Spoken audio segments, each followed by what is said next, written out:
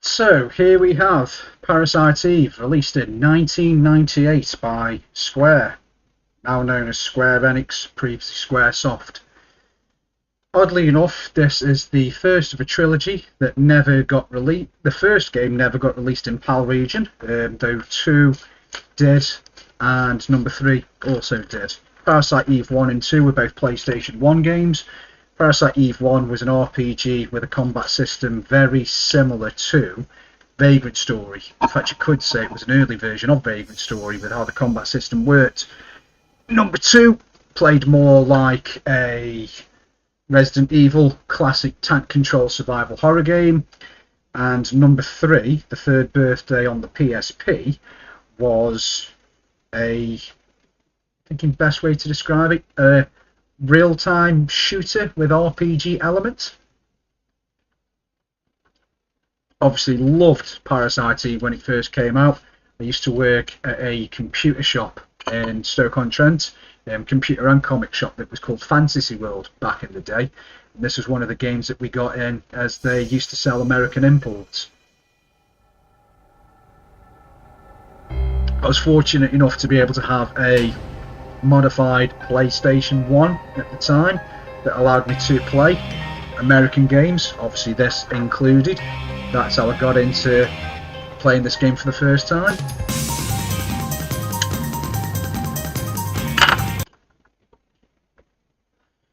Since then I've always been a big fan. I've owned it, bloody hell, this game now maybe 2 or 3 times. Legitimate NTSC American release. The American version was on 2 discs, as I say.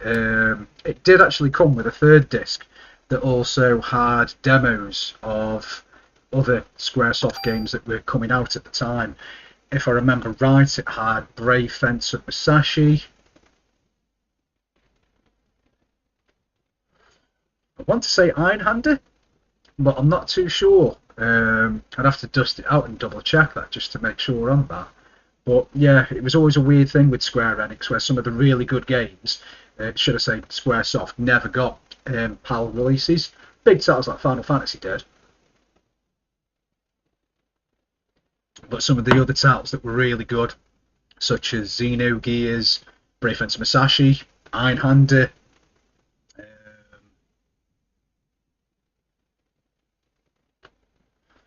crikey, I'm struggling to think now. The Secret of Mana games, or Tales of Mana, whatever they were called, they never got PAL releases on the PlayStation either.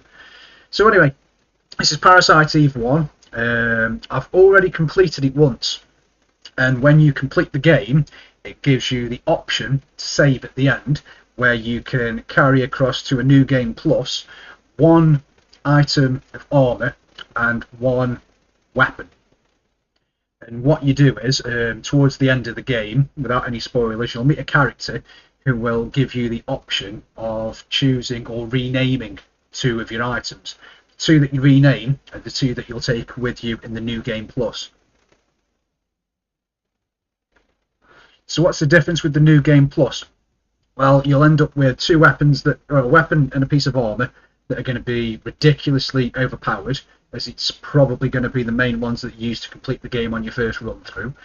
And you will also accumulate a lot of what is called battle points. I think it was battle points. And the battle points BP are what you could use to upgrade your items, armour and your abilities. So the idea of that was, not only did it make the game a hell of a lot easier to go through, speedrun, because you've got really good equipment, your level does reset, by the way. So you do start off as level 1 again. But with the items that you've carried over, that doesn't make a difference to start with anyway. But the main crux of it is when you get so far through, you unlock a new building, a new area, called the Chrysler Building. And the Chrysler Building is a 70-floor dungeon, I believe. I think it's 70. And the idea of it was, by clearing that dungeon, you would unlock the game's true ending.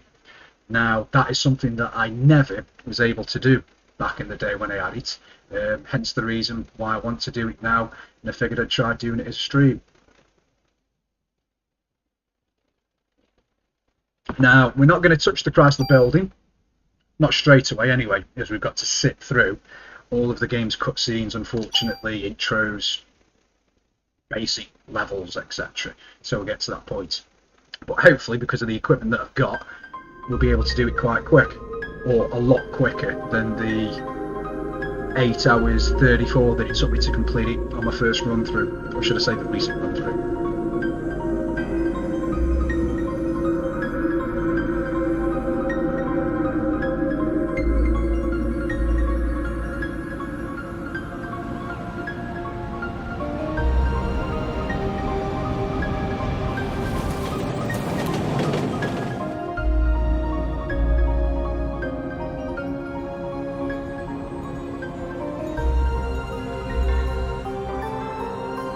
One thing that did make this game quite different to a lot of Squaresoft RPGs is the fact that it is actually set in the real world.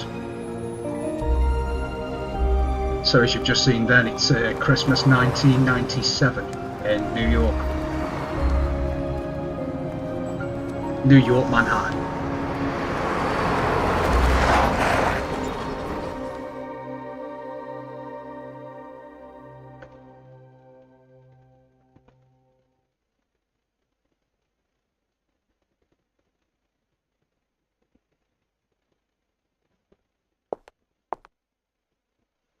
Now, although I do have the original game, we are running this through the emulator DuckStation, just because it's easier for the stream, and also because you'll notice that we are running a ROM hack. Doesn't add anything majorly different to the game, obviously just makes it easier for the stream, as I say, and also it's changed the font, so it makes it easier on the eyes when you're playing through it. It also highlights key characters, text in different colours, or should I say their names, but aside from that, there's nothing else, anything really spectacularly added to this ROM hack, but it's a nice thing to see.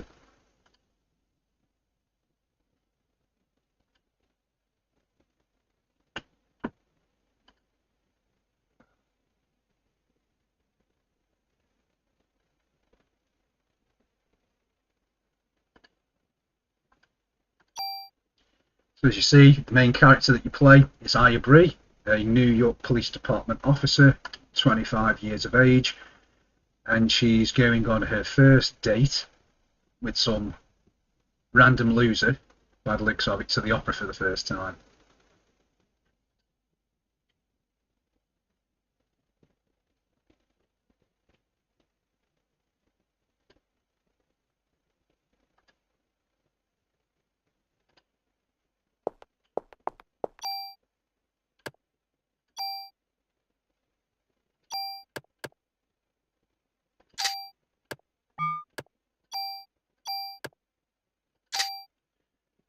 So, as you can just see there in the inventory, I've just equipped the weapon and armour that I carried over from my previous playthrough. I'll go into detail on that in a few minutes when we actually need to use them.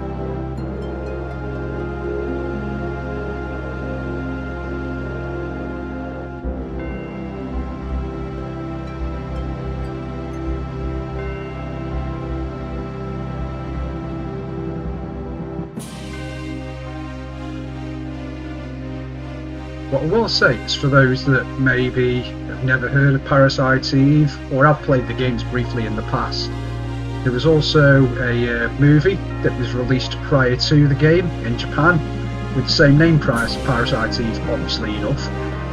I've never actually seen the Japanese movie, but I have heard it's supposed to be good. It does act as a prequel to this. And I do know that the movie obviously went down that well, they made this game. But also, this game went down that well that Madonna originally bought the rights to make a movie of this game. And I think she was going to try and cast herself as the main character, I agree. Obviously, this was years and years ago, and it would have been a much younger Madonna. But that never happened. But it would have been something lovely to see.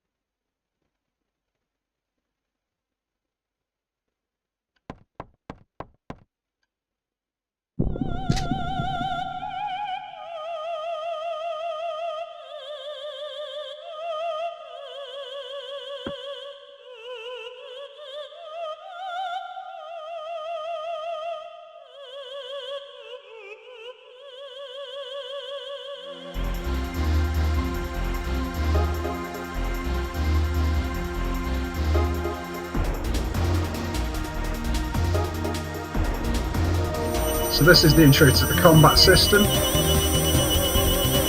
As I say, you run around in real time to avoid the enemy attacks. The blue bar that you see up in the top, when that builds up to the top your AT gauge, that's when you can take an attack, and then it gives you the area in which you can attack in. Weapons change the area in which you can attack based on their radius.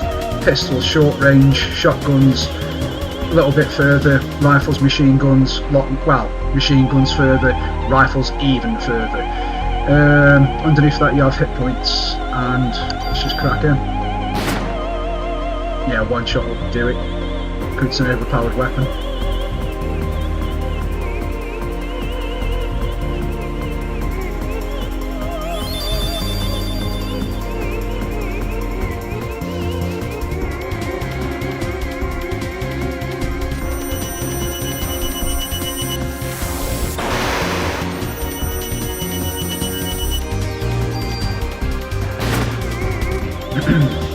Now, one thing that you can do, that I don't think it tells you, no, it doesn't tell you in the instruction book, and it doesn't tell you in the game. When you're waiting for the blue AT bar to build up, you can run around in real time, waiting for it to hit the top, or alternatively, you can just mash the X button as fast as possible, and it will build your bar up quicker. Obviously, I've just unlocked a second gauge, the PE gauge, which is underneath that, which is basically your MP used for your mitochondria or magic spells.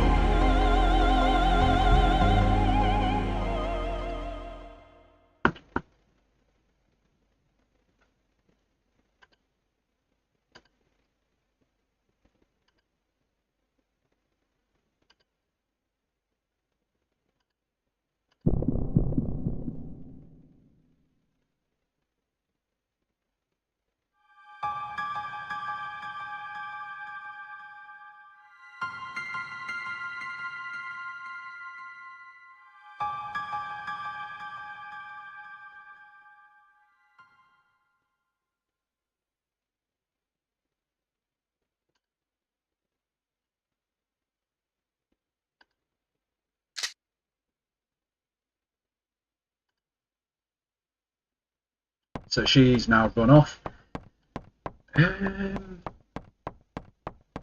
Actually, yeah, I do need to go backstage first.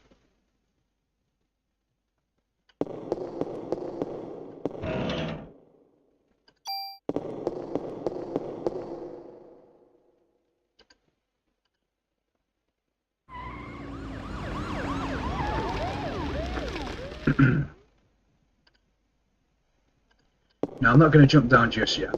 And for those that you're thinking, why didn't I follow it?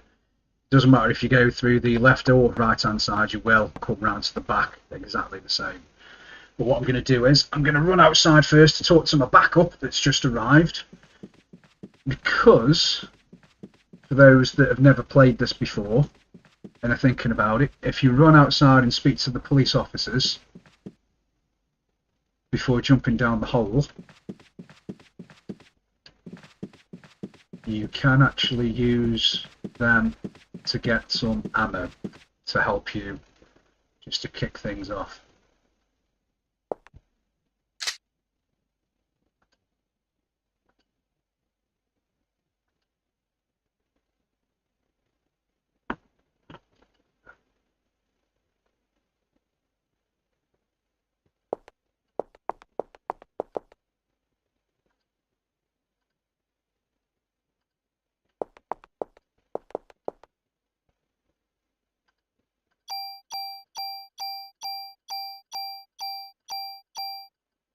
That's it, he's got no more bullets orders.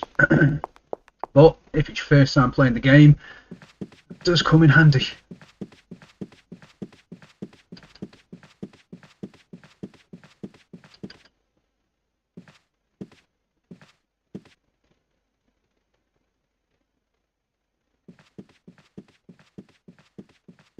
Also, if you are playing this on original PS1, PS2 systems, or PS3 actually, if you got it on the PlayStation Store before it got pulled down, you can use a regular PlayStation 1 controller, but you will have to hold down, it's X or square to run.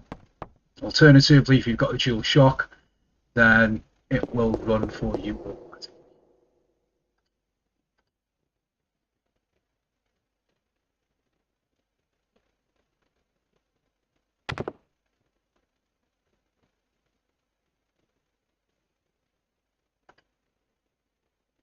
Creepy little girl that we will see more than once.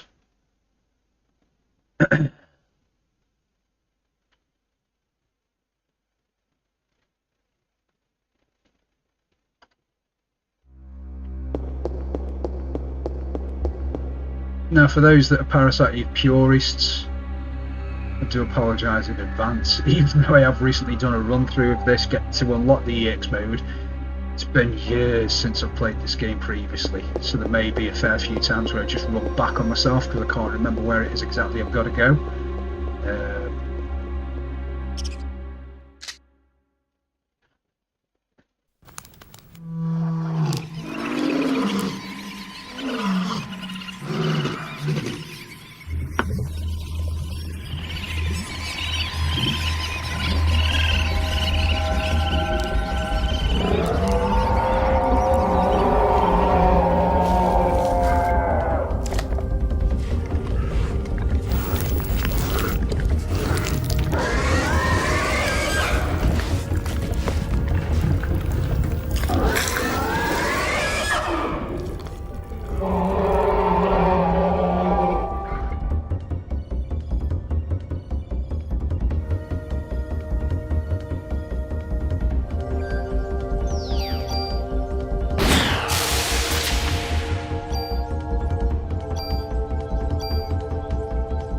So yeah, as I say, because this weapon is very overpowered for such an early stage in the game, there probably will be a fair few one-shot kills at the beginning.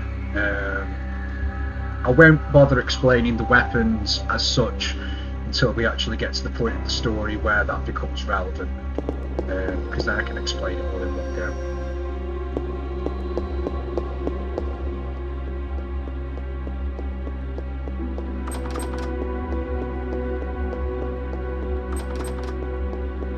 make sure that bottom door on the right is locked so I'm not going to go there. Here we go.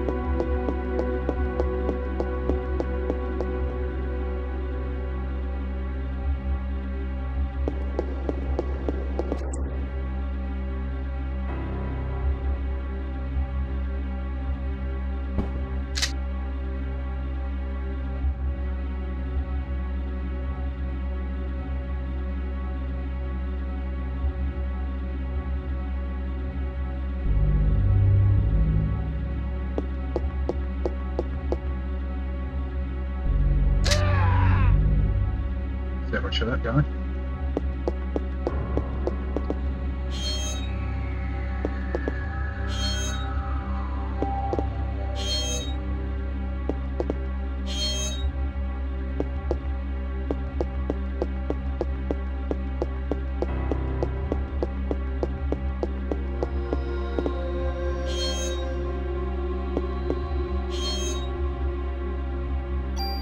I think I was doing something up there.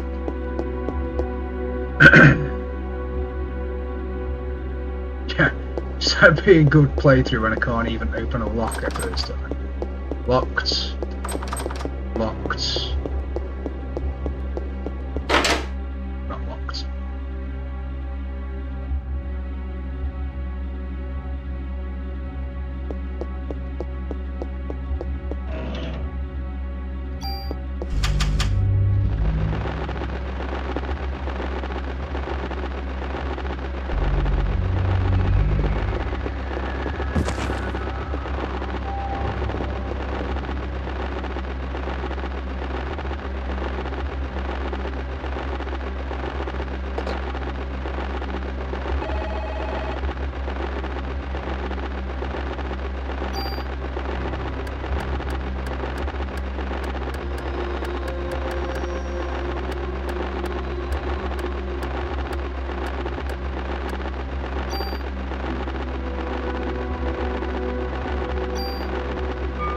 So saving is done obviously by telephone. You ring into the police, check in, and that's when you can save your game.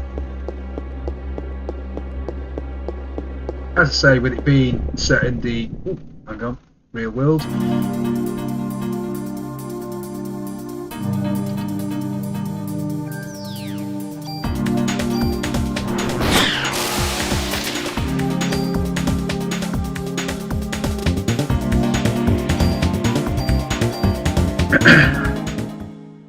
As I say, with it being set in the real world, they have tried to adopt a lot of real world mechanisms. Healing items are now medicine. You use ammo for all of your weapons. The melee weapons that you get are police batons. You don't actually have currency in this game.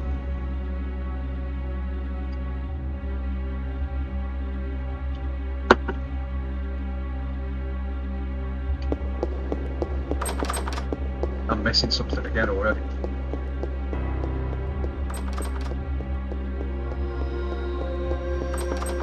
This is because I'm just talking shit whilst I'm streaming and not paying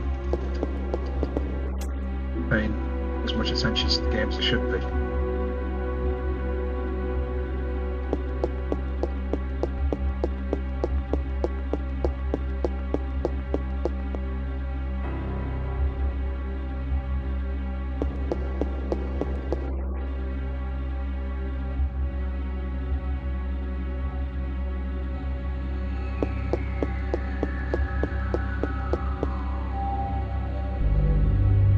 some strange reason I thought there was something on that clown's body.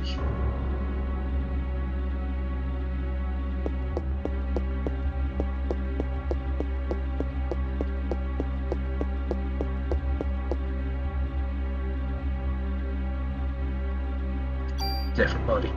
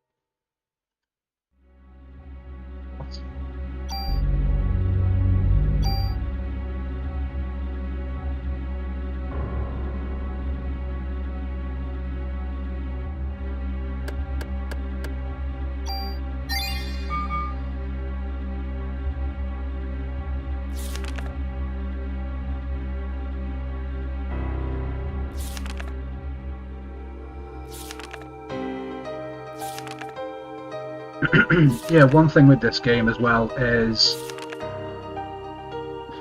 it was a big pain in the behind on the first time you're playing it. You are limited to your inventory slots.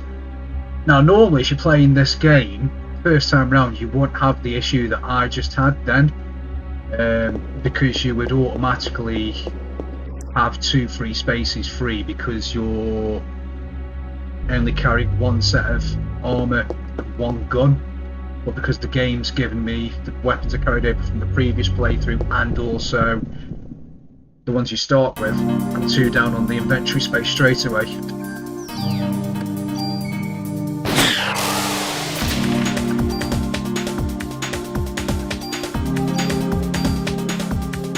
But that is something that does increase through levelling up and also through using the points that I've mentioned.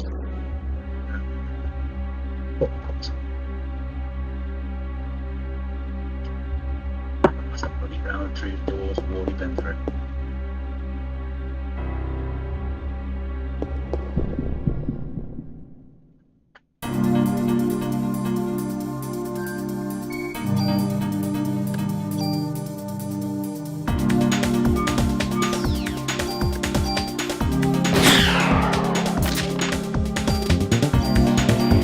But at least it's helping me to level up.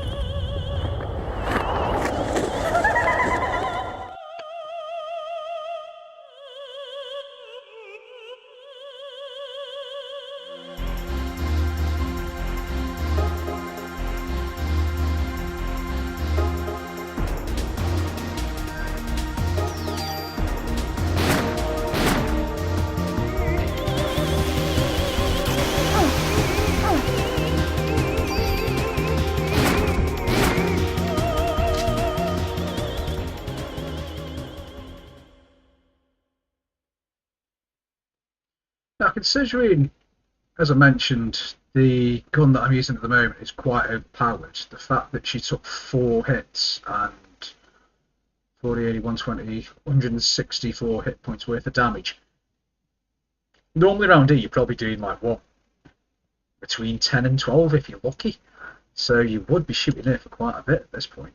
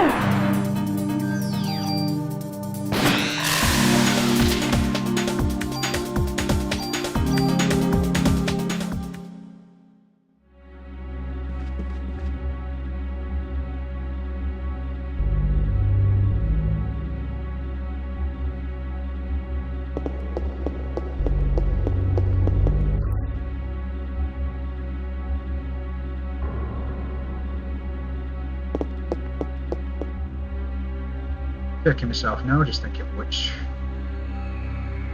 way is it they want to go.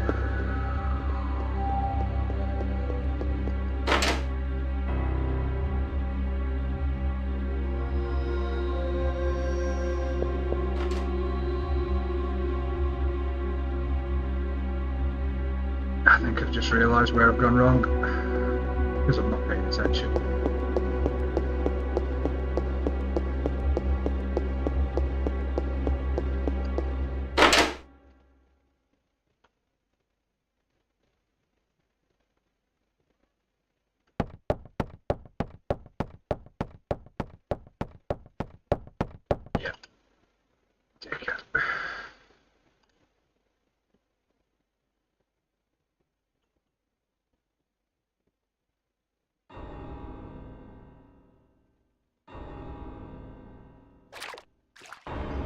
Here we are in the sewers that look very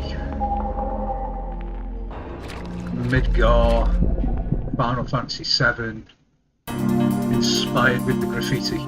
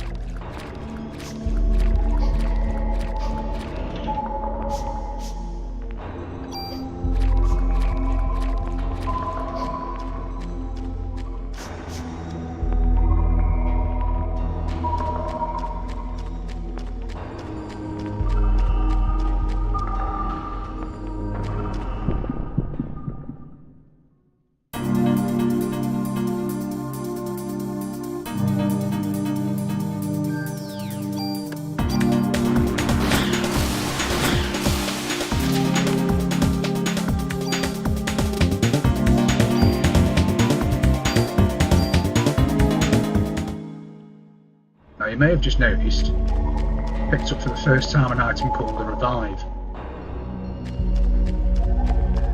You get medicine, you get antidotes, you get various different items that you'll use to heal and get rid of status effects. Revives are basically a auto Phoenix down, or they will basically, when your hit points at 0, bring you back to life there and then on the spot. Really nice. Quite rare in the game. You only get a set amount.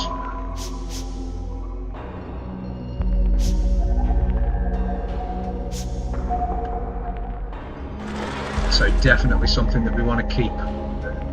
There are also certain random encounters in the game, like the one that I just did up top, that will give you one. So if you were playing through this normally, didn't do that random encounter that I just did, you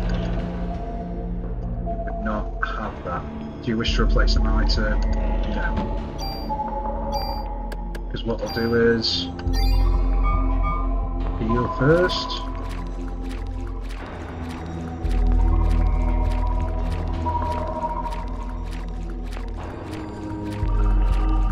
Don't struggle for way too long. That's it. Defense plus 1. If I remember right, this might be a defense plus 1. My inventory's full. Let's put medicine. Put in medicine and got a medicine for my trouble. Great.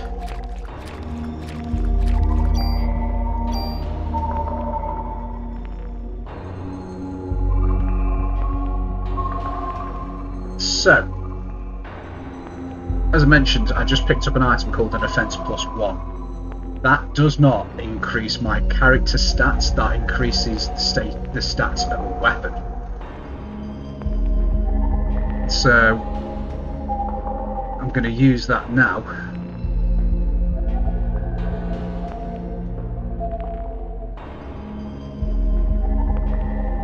Yeah, I'm going to use that now actually, yeah.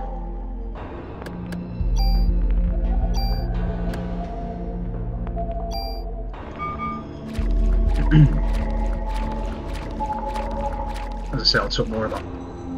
Just run past the chest, didn't I?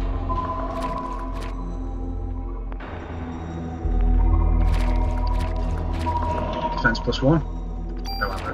Okay. Fortunately, ammo does not take up a great deal of space. You have an ammo crate that can hold way too much.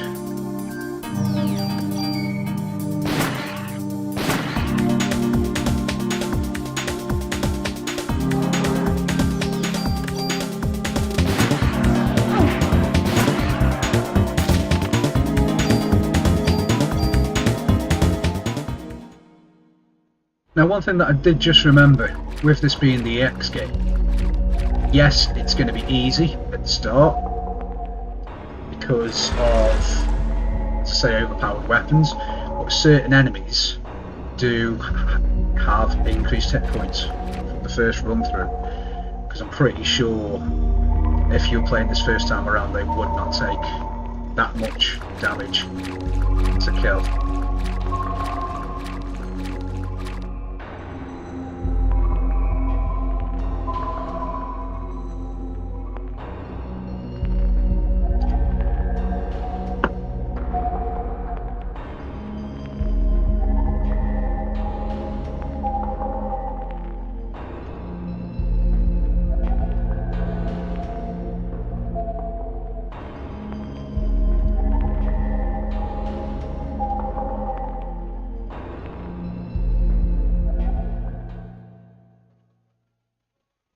I don't know if the microphone's picking that up, but there's a nice green van outside.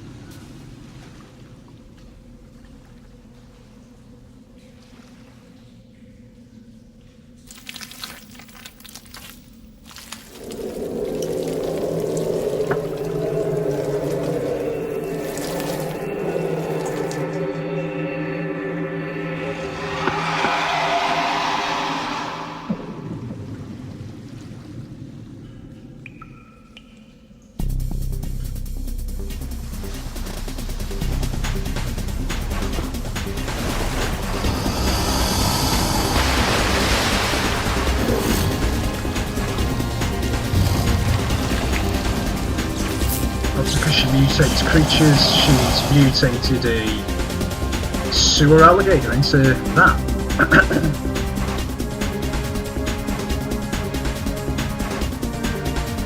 So there are two targets, the head and the tail. We'll go for the tail.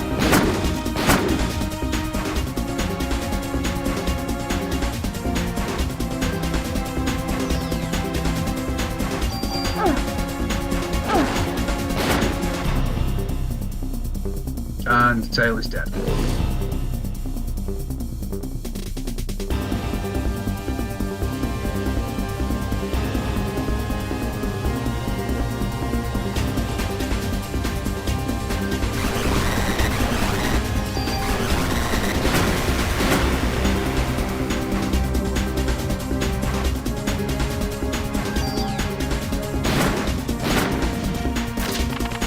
And now it's the big boss.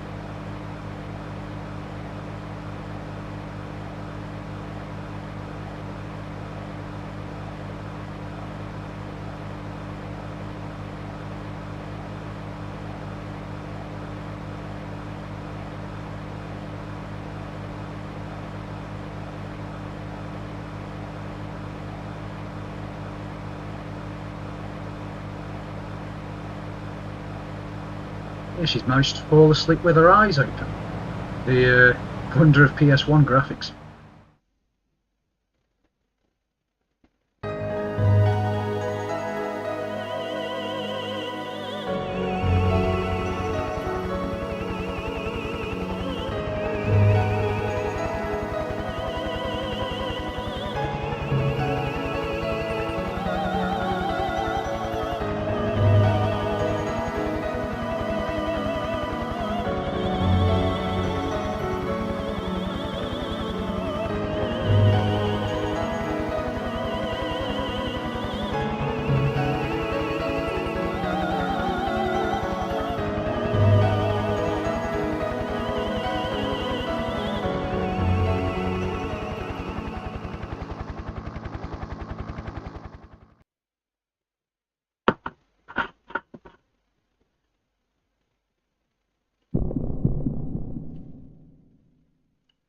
So,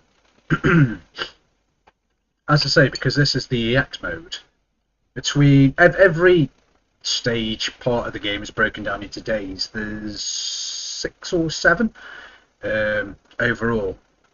Now, when you're doing the EX mode, when you clear a day, it will give you the option to save, between the chapters, so I'll be creating a save point per each chapter in case for any reason I do make a massive balls up and have to go back. But unlike the original mode, you also get extra bonus points given to you, like what it's just done there. I think it was only, what, maybe 600-700 points it just gave me then. Nothing spectacular. But if I remember right, that does increase per day.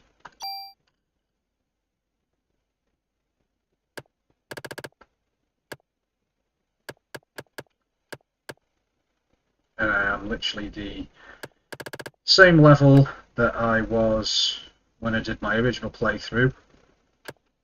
Just 10 minutes quicker this time. But a lot of that can be down to unskippable cutscenes.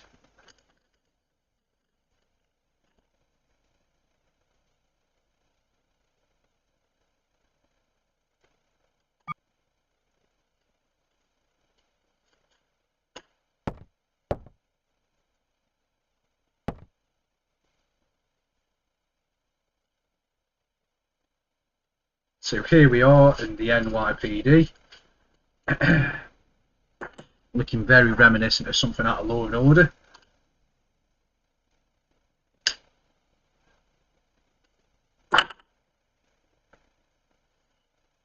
Just need Elliot and Stabler to walk in. Actually, no, it is Elliot Stabler, isn't it? Yeah. Stabler, and I can't remember the one's name. Special Victims Unit. I'm going to kick myself about that.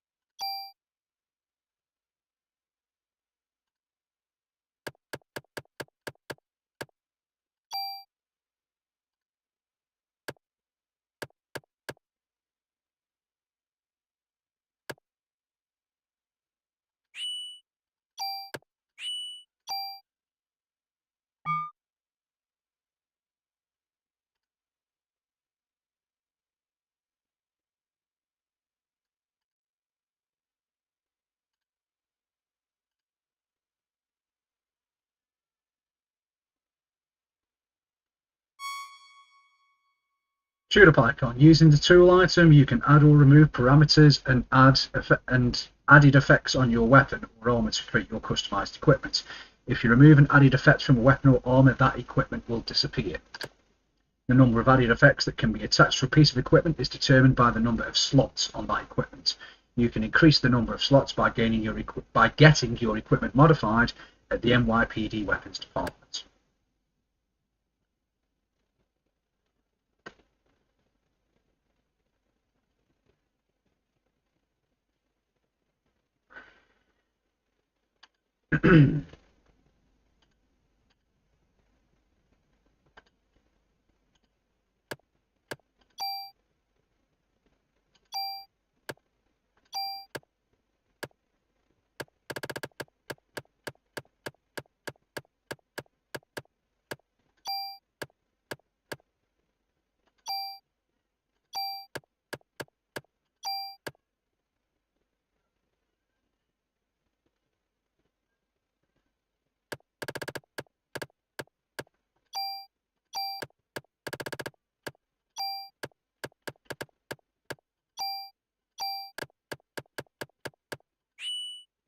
Yeah, can't move it.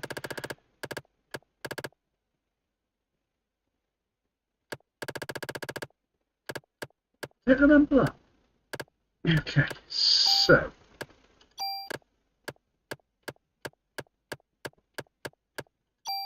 just free up some inventory space first.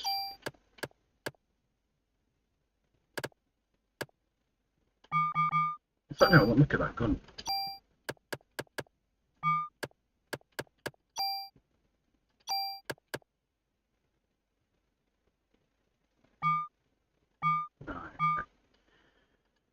So, because you're limited to the amount of items that you can carry at any one given time, you can upgrade your, well, when you level up, you'll gain 1 extra inventory space, but you can use your battle points to increase your inventory space at the same time. You can quickly fill your inventory up, very quickly, in fact, especially when some random encounters are giving you 3 to 4 items at a time, and some of them will be junk that will take up 1 item slot per piece, which is very irritating. So similar to Resident Evil, you have storage containers, or in this case this guy, that you can give items to, and he'll hold them for you, and then when you come back to the police station throughout the game, you can just save items with him and then pick them up at a later date. So now I've checked that gun that I no longer need, I'm going to move that across. Now, one thing that I am surprised about, and I don't remember, is, yes, like I say, when you complete the EX game, you can rename a weapon and a piece of armour, and you carry that over on your next playthrough. But it also appears to have kept a lot of the other weapons and armour that I previously had.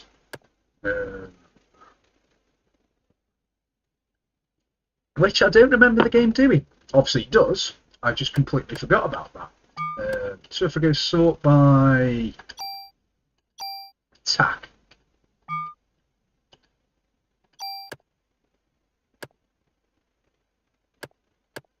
so we've got grenade launchers, handgun, machine gun, rifle, pistols.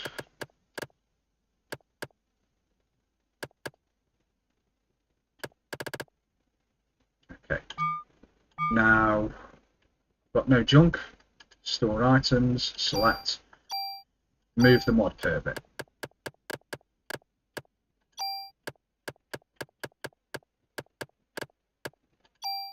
I'd also move some of these medicines. I'm not using them.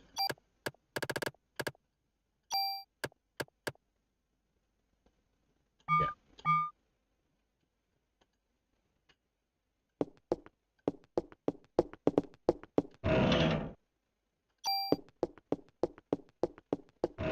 Give me a, yeah, you're a tool. And your ammo. That's it. So, store item, get rid of that medicine that I've just picked up.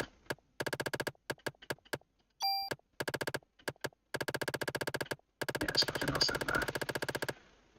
So if I go to store equipment, select, no. So basically, in the game, you are limited, as I mentioned, to the amount of inventory spaces that you have. You are able to carry as many weapons as you can carry, but that will then limit you to healing items you can collect as well as armour. Now, in this case, if I just come back out, we'll talk a little bit about weapons. So, this is the gun that I have at the moment. I named it Rifle because it's a combination of a shotgun and a rifle. So you'll see there's the column on the left that says base, and then there's the column on the right that says plus. So when I originally picked up this weapon, its base statistics were attack 43, range 121, bullets 18. And with plus, it's now 43 plus 23, 66, 135, 121 plus 14, 18 plus 24. The 23, 14 and 6 are from either me using bonus points to increase those statistics, or using other weapons and carrying their plus statistics over to this gun. So say I had a pistol that was 12, 25, 7, and then I used some points to go from 12 to 15, 27. So I added 3, 3 and 3 on top of the base stats. So the plus now says plus 3, 3 and 3. If I come across a gun that is better, I can use a tool and carry the 3, 3 and 3 across to my new weapon. As you can see, increasing the plus column there. Down below, we have these spaces here. Now, when you get a mod permit, which I've just put in storage, you can increase the amount of slots that a weapon has. Very similar to Final Fantasy VII, the original PlayStation 1 version, where you would have your weapons and then you would have the amount of materia slots that a weapon can hold. So in this game, rather than having to get a new weapon to get more slots, you can just upgrade an existing weapon and add more slots to it. So you can basically give a gun new abilities. So this rifle fires 2 shots in any one turn. It also has the ability of what is called quick draw, which gives first attack. So basically, I could go into a fight and my blue bar, action bar, could be filled up straight away. In addition to that, it also adds acid effect to each bullet, and it also gives a spray across multiple targets. So you may have noticed when I was killing some of the enemies on the first stage, I was aiming at one, but obviously the shot was carrying across and hitting multiple. That's an ability that's come directly from a shotgun, which I moved across to a rifle. Reason I did that is because rifles have really good range, meaning you can aim from quite a far distance and hit an enemy without having to get up and close. But also, if you've got enemies that are within close proximity of each other, you potentially can hit multiple, like you would do with a shotgun spray. There are other elements that you can get in the game. So you can get acid rounds, which basically adds poison effect to enemies. You can get freeze rounds, which will cause ice damage. Fire rounds, burning effect. I think, yeah, so there was flame rounds. Ice may have slowed at the same time. Acid, and I think there might have been one more different type of element that you can add to a gun. Can't remember what that would be at the moment.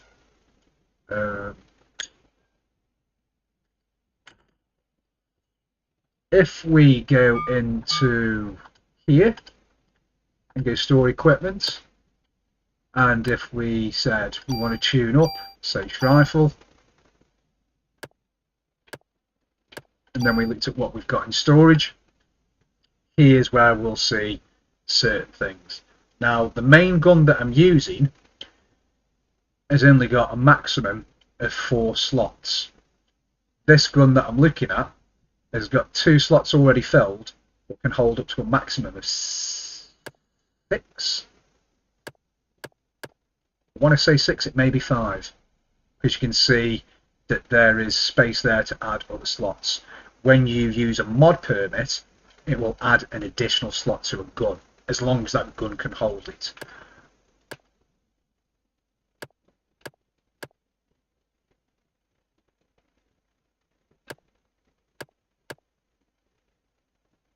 And if I just click on that for a second, what is that?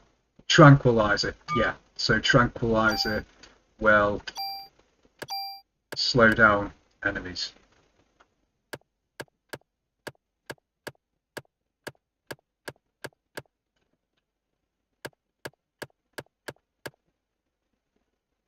And if I remember right, it's that, yeah, heat effector bullets.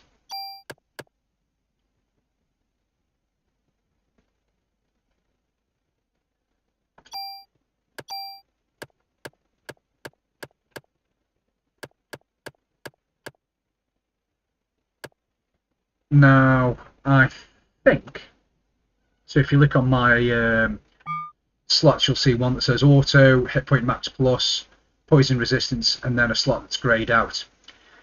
If memory serves me right, that means that this armour can only hold a maximum of 3 abilities. Same as the SP protector, the end jacket, Kevlar vest.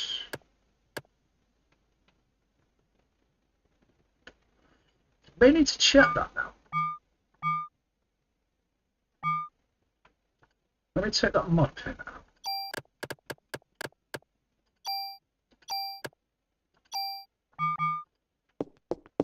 Can I get him to add an extra slot to my armour?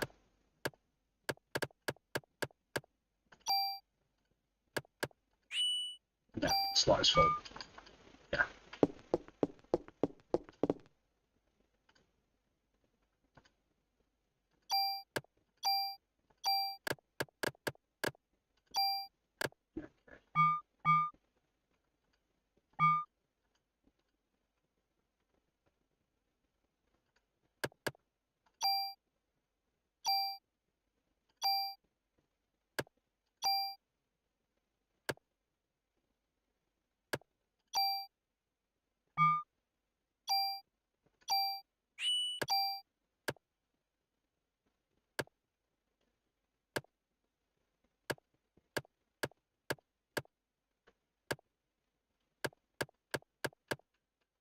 So you'll see by looking at the plus column, if I use a tool, and you do get quite a few tools in the game, I can carry the base, not the base, the plus. So it says +1, +0, +1. I can sacrifice this gun and add an extra 1 to attack and 1 to bullets to this weapon. Like in that instance, I could do 2, 1, 1, 1, 0, 1, 1, 2, 2, all ones.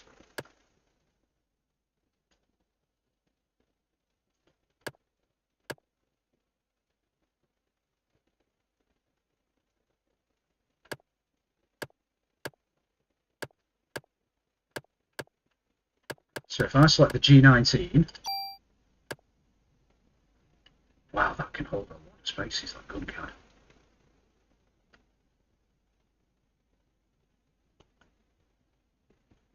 So I could sacrifice this gun that can hold 1, 2, 3, 4, 7 abilities. Sacrifice 7, and then what I can do is take the 2 + 1 + 2 across onto my new weapon.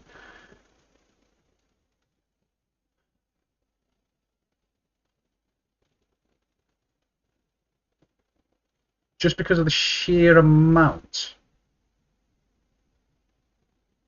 of spaces that gun can hold. I'm not going to do that.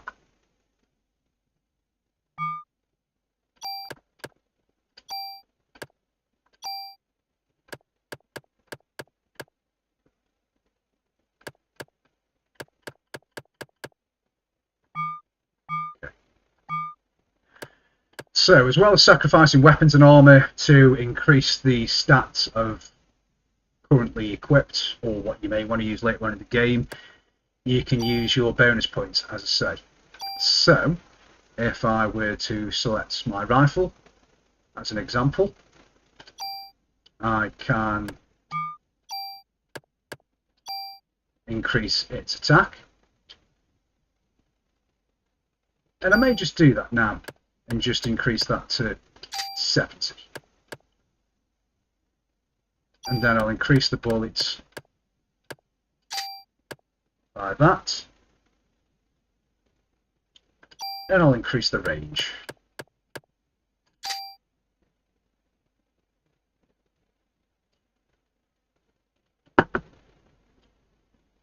So straight away the gun's building up. Now, the thing with the EX mode is that when you enter the Chrysler Building, you've got to be really wary of the weapons which you use. It can start off quite easily, but then get really hard. One mistake that I made was completing the game, unlocking, and this was back in the day, completing the game, unlocking EX mode, and then I would get so far in the Chrysler Building, give up partway through, complete the game, create a new EX round, so it would be EX round 2, and I would constantly do that, farming for the bonus points that you get, and increasing the statistics of my gun. Now, one of the problems that I had back in the day, and I think it may have been partly due to not understanding the mechanics of this game properly, is where you see the ×2 icon by my bullets. Now, what that means is when my turn comes around, I can aim and fire twice, basically. If it's ×1, it's ×1, ×2, ×2, and that goes all the way up to ×10. Yeah, I think it goes all the way up to ×10. So you could technically have one turn, fire 10 bullets. If you've got 4 enemies, fire it all of them twice, and then another 2 an extra couple of times each, just to round it off. The problem that gives you is that you're standing there in one place firing 10 bullets whilst the enemies are still moving, which means that they can still attack you whilst you're taking your turn. But also the biggest problem with that is that it actually divides the damage of your bullets. So here's an example. I've got attack ×70 that fires twice. You could say that that is going to halve effectively that damage. So if I fire 1 shot, it's going to do, well, if I fire 2 shots, it's going to do 35 per shot, plus any extra bonuses such as the elemental attack, the acid rounds that I've got. It's adding more to it. Now, if I was doing it ×10, that potentially means that each one of my shots is going to do 7. So if you're surrounded by a lot of enemies and you're shooting each of them a couple of times, you're doing 7, 14. Whereas by firing twice, you're doing 35, 35. So as silly as it sounds, one thing that can go in your favour on this game is by not doing the higher times bullet multiplier. Purely because it means it's going to take you longer to kill enemies, but it also means that you're going to be burning through your ammo a hell of a lot quicker. Hence the reason why I'm sticking to ×2 at the minute. I would suggest for anybody playing this game, do ×2 or 3.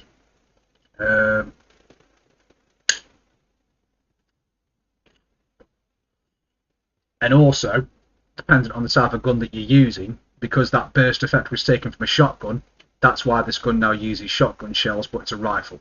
Hence the name Shrifle, just to take the piss. Armour, again, it's the same. You can transfer your plus stats across to new weapons, but then you can also use the mod tool to add extra slots to your armour. Now, here, this armour can only hold 3 spaces, and it's maxed out for spaces it can hold, but I've got hit points max plus, so it gives me an extra bit of health. That does increase based on level, so I think at the minute it's maybe adding say 10 to 20 maximum hit points.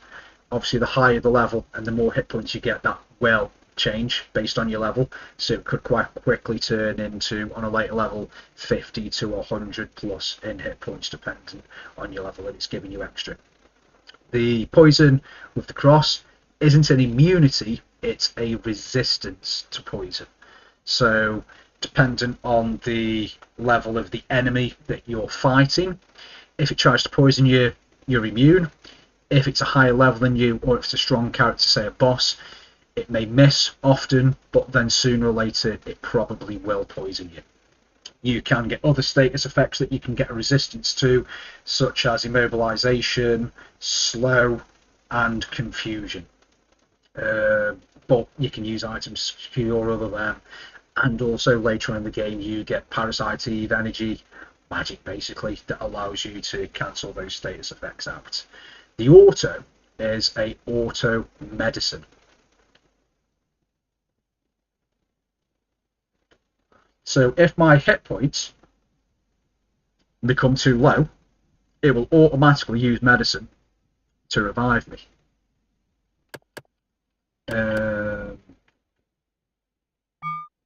So let me just double check that.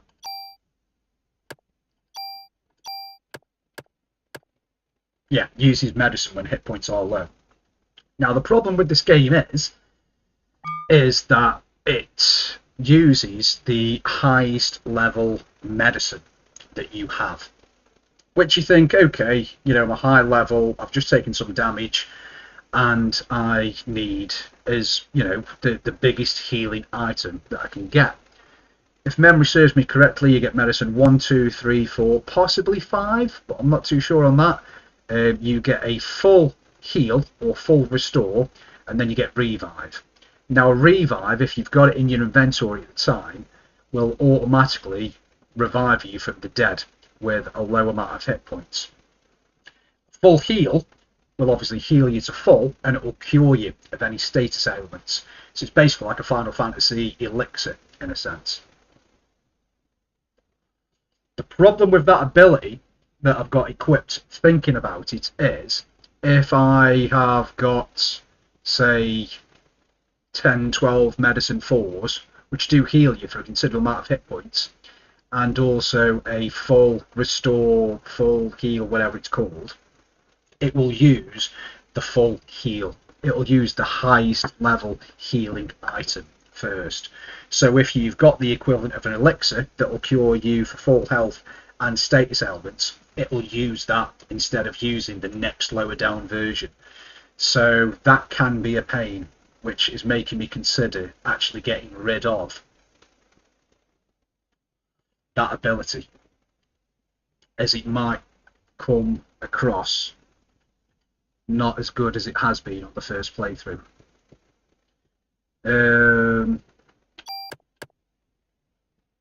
So yeah, what I'll do is I'll just make sure that there's nothing else there when I store, and then we'll carry on.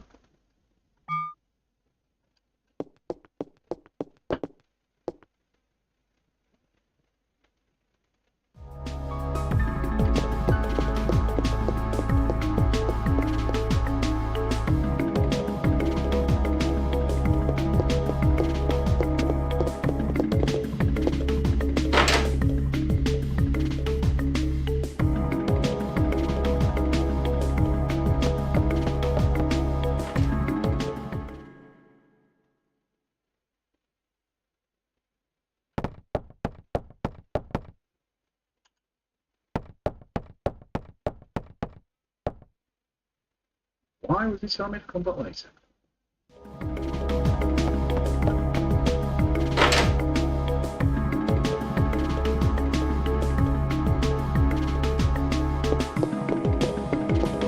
Ah, yeah, this is why.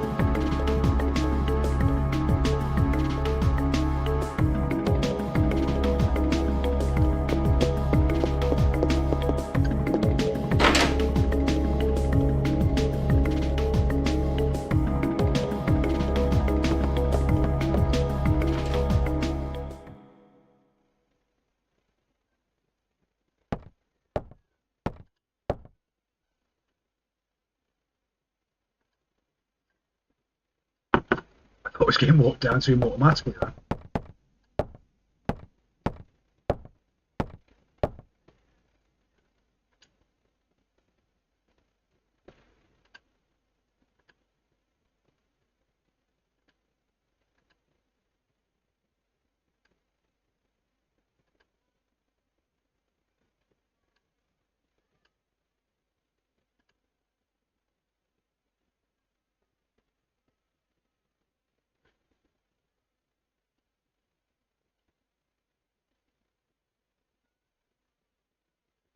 So you're saying this could be the work of a terrorist?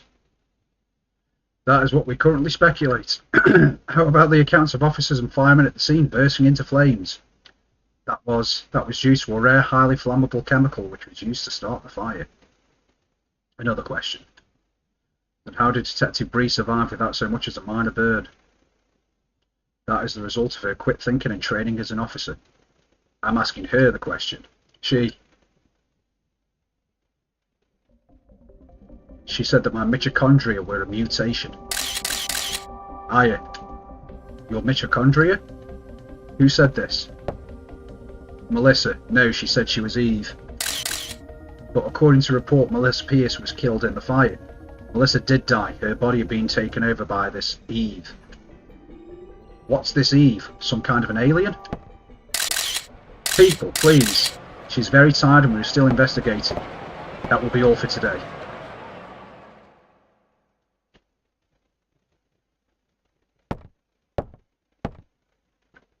I thought I told you not to say anything. Telling the truth, sir. He's not happy. That is not the point. Who's going to believe you? You only stirred up the media and caused people to panic. Sir, she was only... Baker here. Who? What does he want? Put him through then. This is Captain Baker. What, mate? You'll have to speak up. Yes, what? Yes, alright. Some Japanese scientist, I think. Couldn't understand his English too well. He was raving about some mito something. Says he's coming over here. Mito? Is it mitochondria?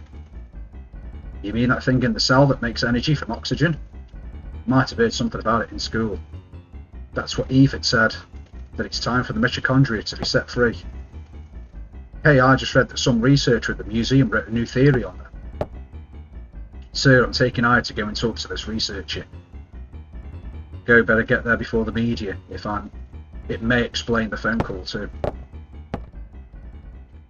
Come on, let's go.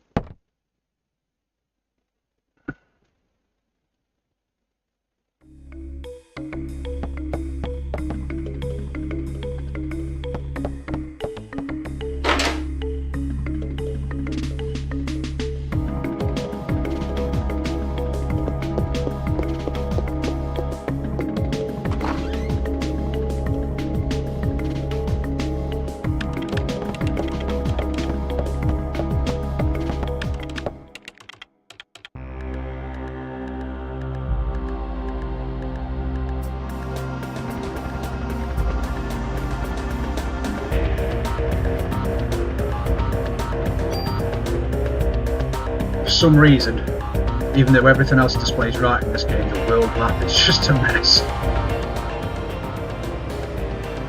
We're going to the Museum of Natural History. Dr. Hans Clamp will be there. Dr. Clamp, what's his area of research? Well, according to the papers, he's working on a new theory, mitochondria or something, where it seems to cover the whole genetic spectrum. That's odd to have a PhD and be working in a museum. Well, he's pretty antisocial and doesn't like to waste time outside research. Oh great, we're going to have a grand time with this one. Yeah, I know where you're going with this. Let's just be careful this time, eh?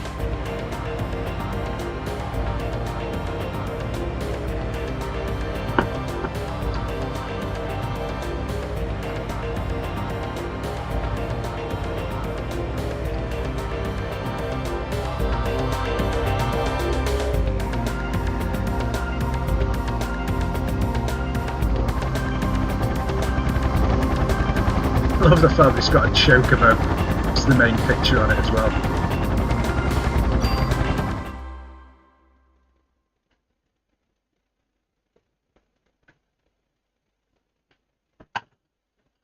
Back in 2 seconds.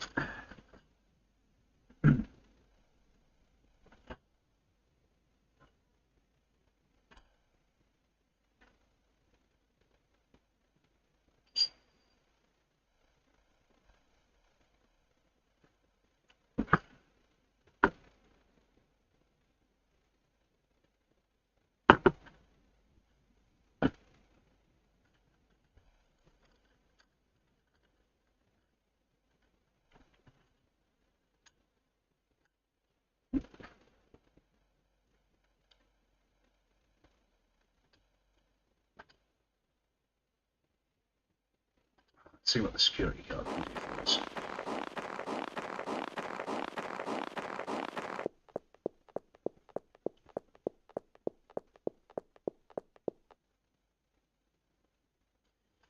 How you doing? Doing okay? What are you buying? What are you selling?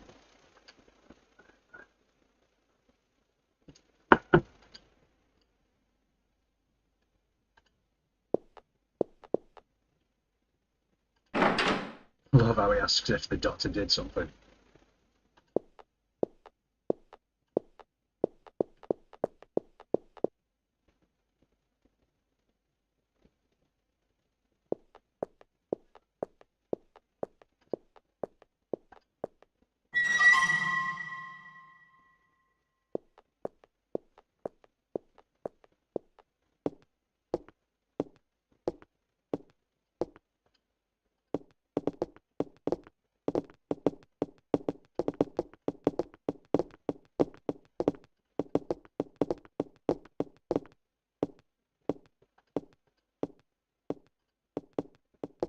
I was looking for the notepad before he's told me sign it.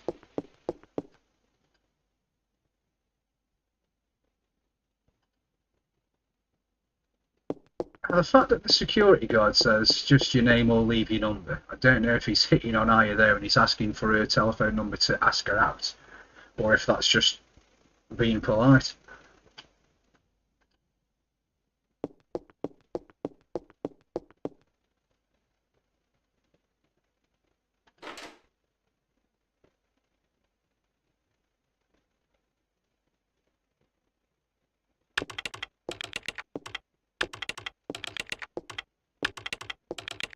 And Dr. Clamp, who's quite musical on a keyboard.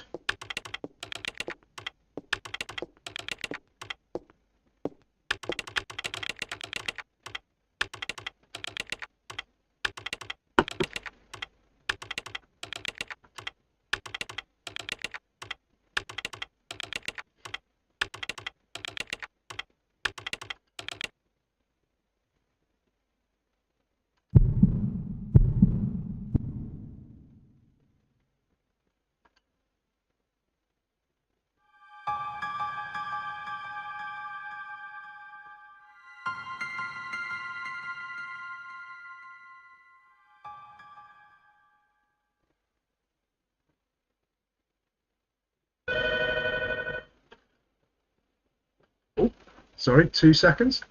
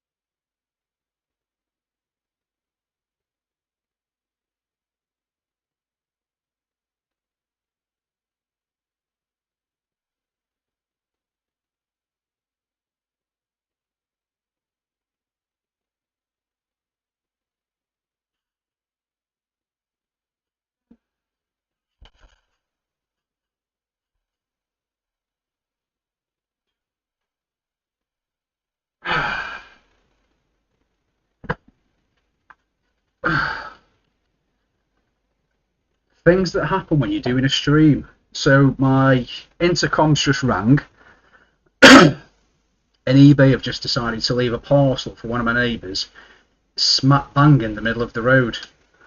So just had to run down, take the parcel, and then leave it outside his front door for him. Or someone runs off with it.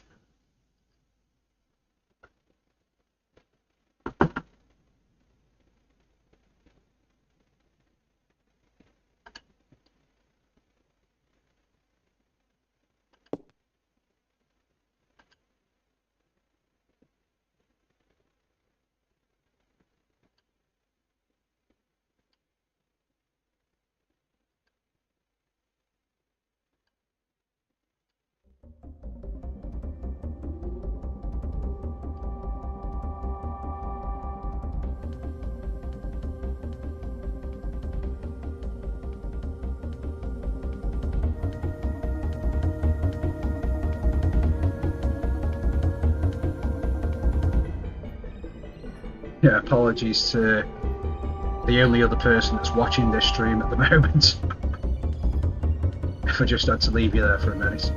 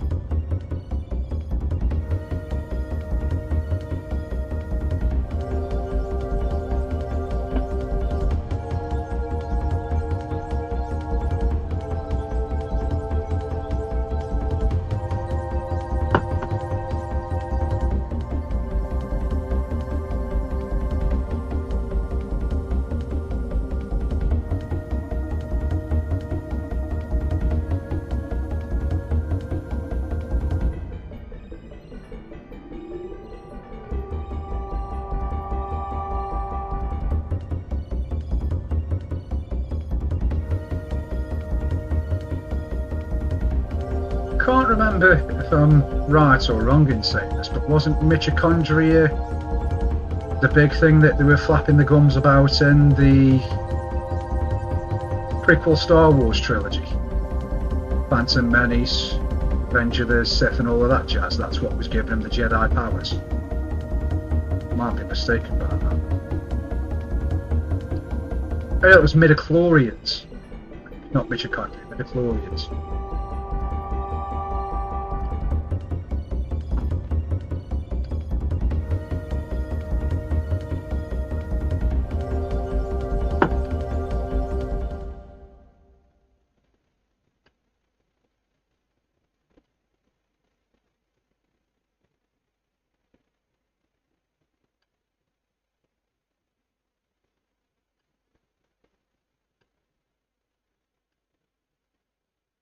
I do remember a movie from a few years ago with, I think it was Scarlett Johansson, called Lucy. Might have been Lucy, where she ended up developing loads of insane powers. And I think that ended up tying into some girl called, well, I don't think he named her, but I think that was some African woman called Eve or something that was the mother of it all again.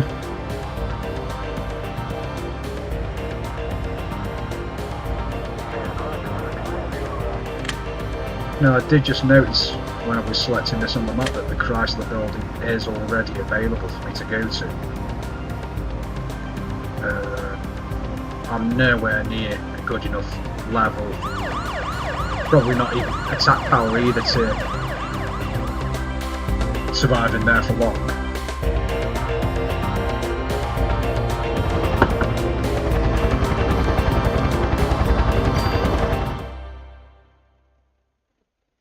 I've just missed everything you were saying then as well because I wasn't paying any attention.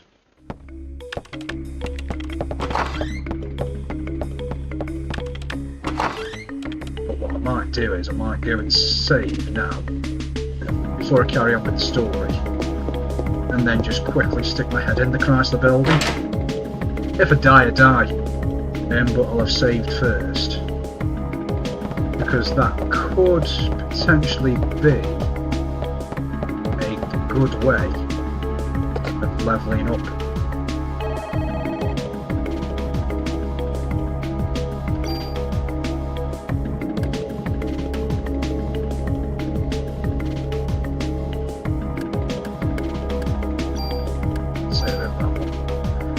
I'll keep a save at the start of every day, but just keep a main file for overwriting. Let's go and have a look at the Chrysler Building.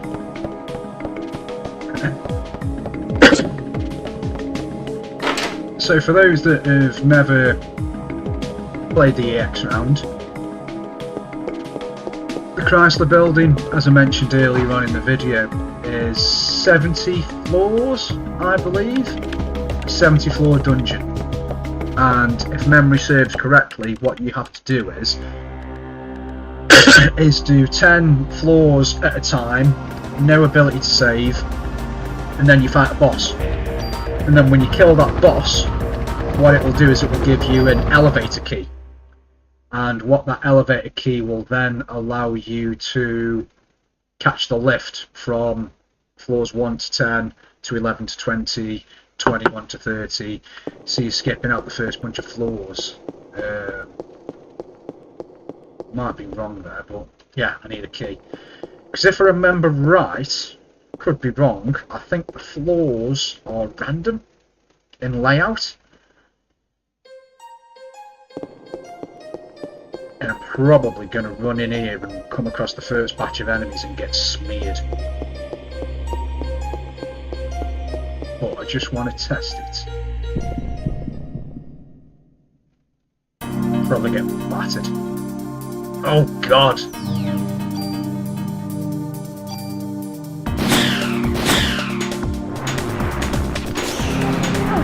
Oh yeah, this is a bit different to when we were doing the theatre. But what's the experience like in here?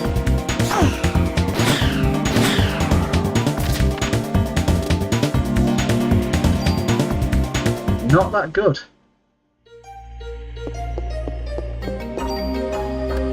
But I didn't have to heal.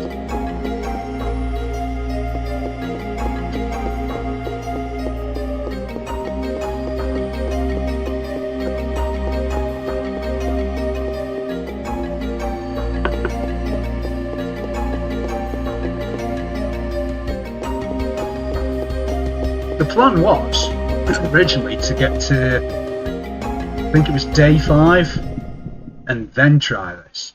But it's been that many years. I'm just curious. Oh Christ, dinosaurs!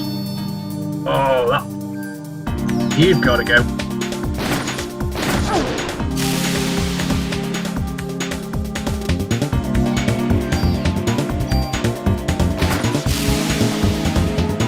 The reason I killed that bat is because on its attacks it inflicts blindness, which is a very irritating status to have.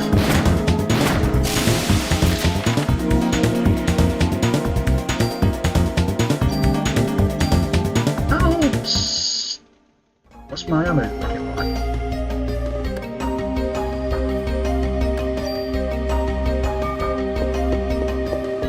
I'll stick around in here and kill a few more.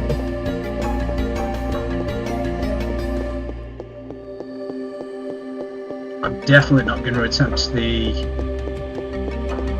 first run, or should I say the first 10 floors like this.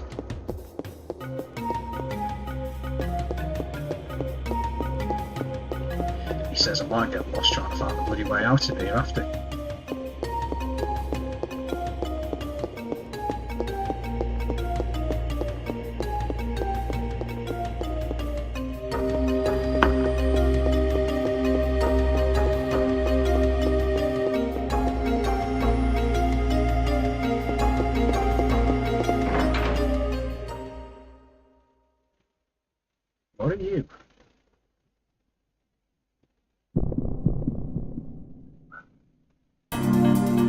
4 chests. I'm not going to complain at that.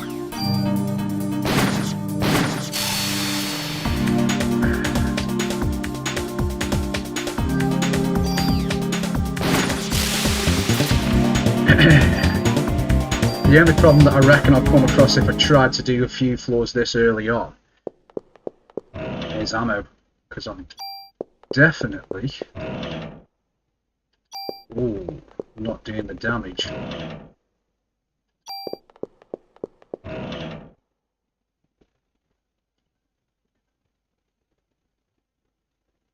That's a nice pistol, but it's only got 3 slots. I'm going to be kicking myself about this, but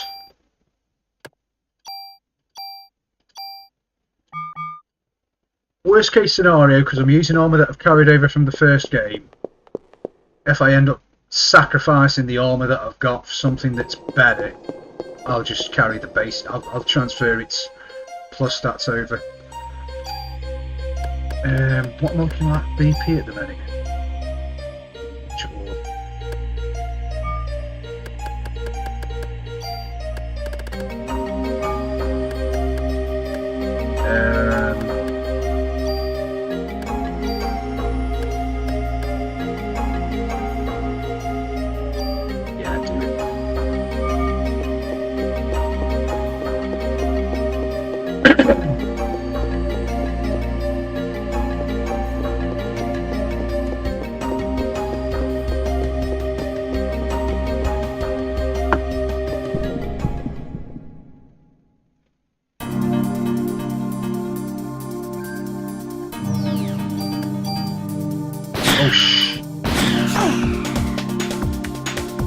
Whoa, where's my health gone?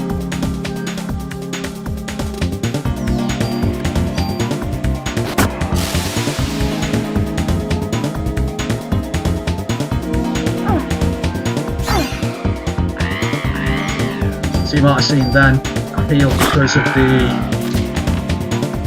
auto medicine on my armour, which was useful then actually, very useful. Oh, junk! Oh, I was just going to start talking about that. 57 over 116, Jesus.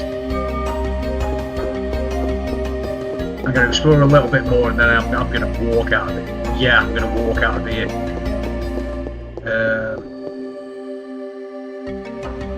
Yeah. Purely because that's going to take me up to the 2nd floor. And I'd have to do floors 1 to 9 or 1 to 10, kill a boss, and then I get an elevator key that'll let me get back out of here and save without doing all of these manually.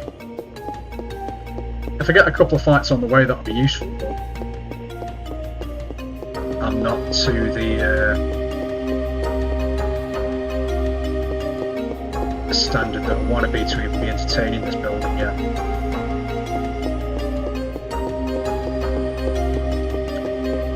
Can't fucking do it.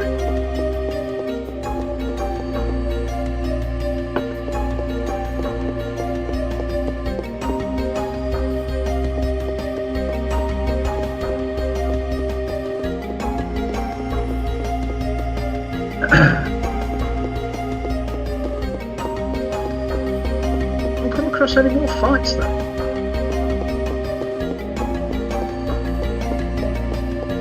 Were they just set encounters per floor, or were they still random in here?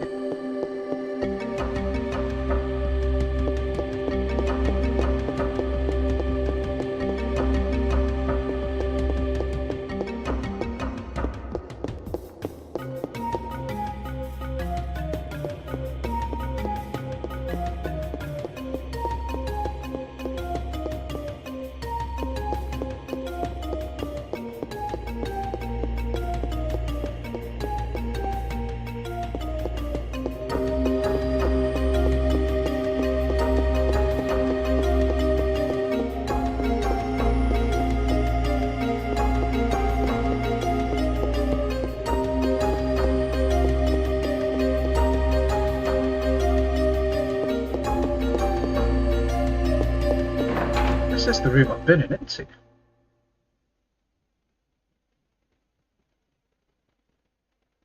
Yeah.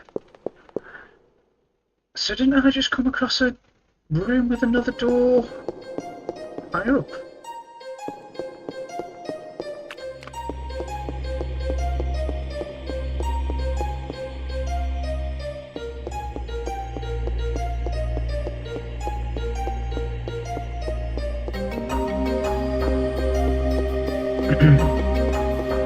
I see a door here.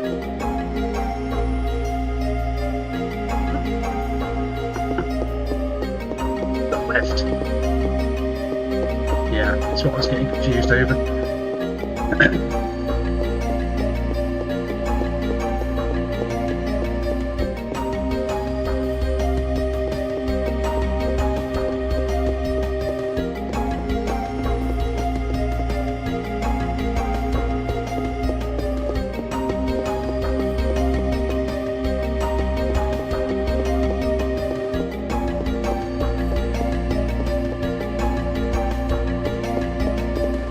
This was a dead end, if I remember right.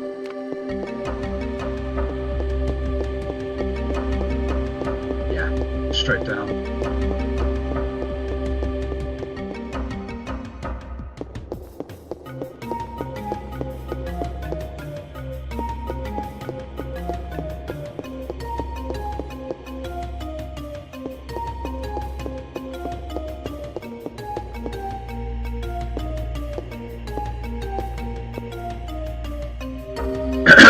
Now, I suppose the good thing is, because I can go back to the police station now, and I can put that pistol that I've just picked up in storage. I did have some nice stats on it. But it only had 3 spaces, which was a shame.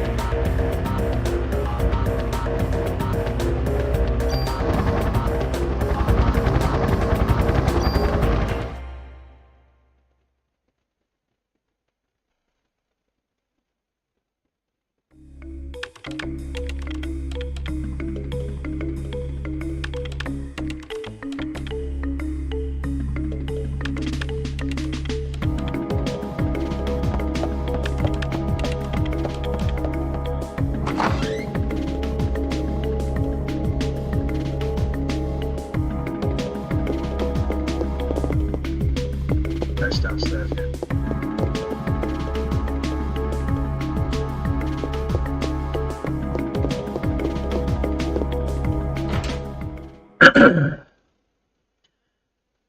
What do I do with this gun? Get some ammo first.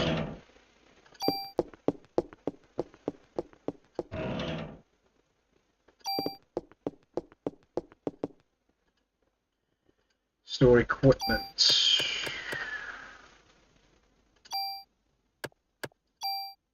No. God, no, don't do that.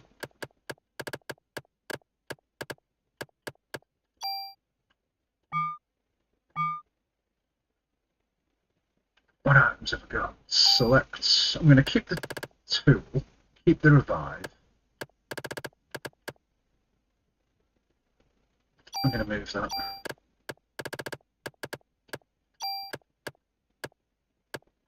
How many tools have we got?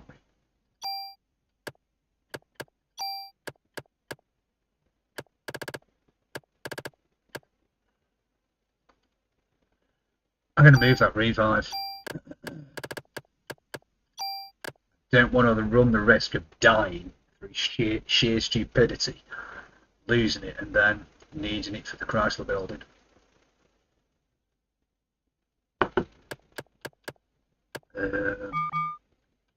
Get rid of the junk.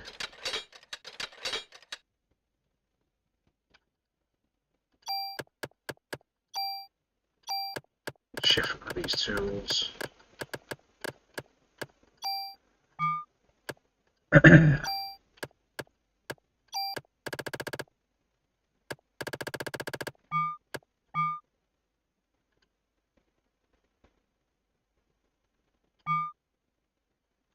Yeah, that'll do.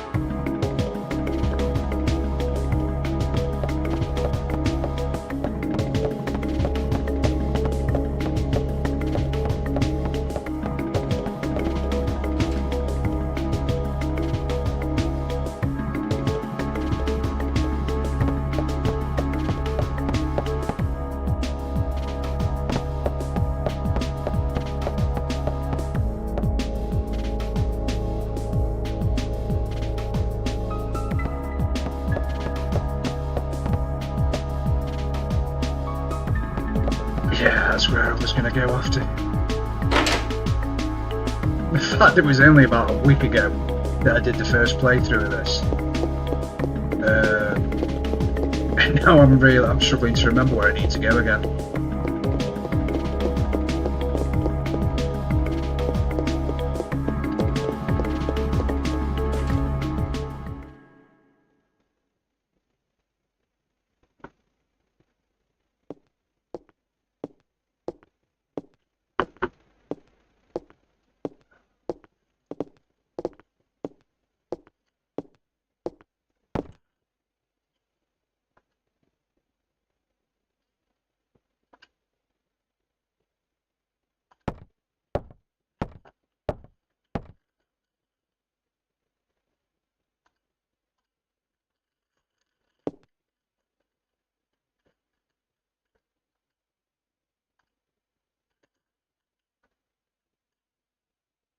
He said they're at that concert.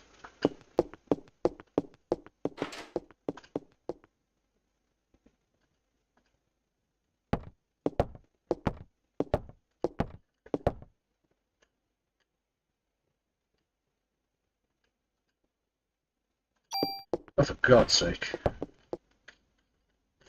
Go back down to the basement, get rid of this mod permit.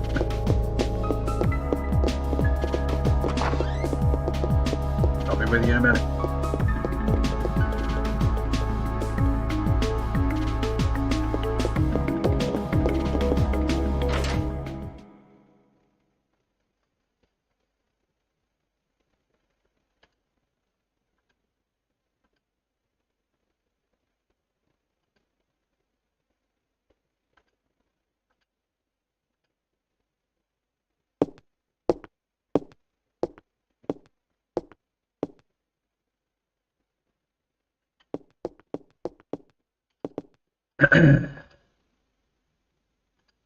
Yes.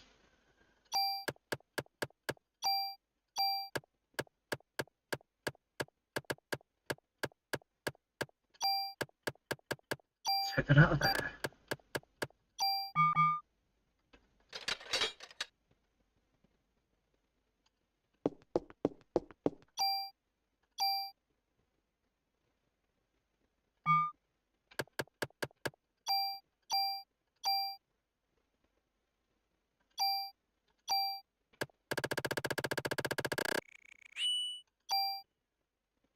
Right.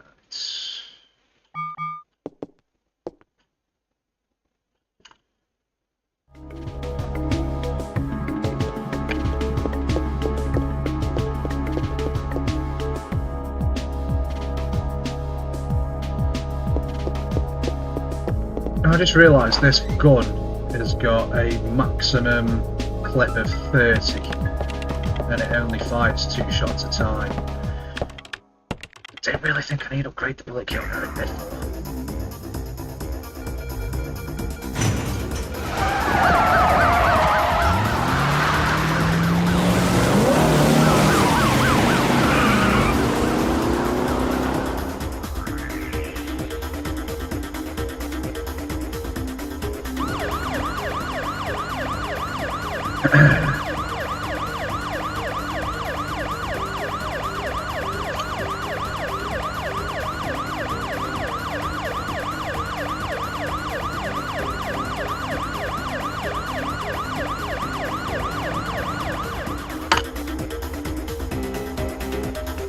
Now the thing with junk that I keep picking up and discarding at the police station is the young lad who's in the weapon room.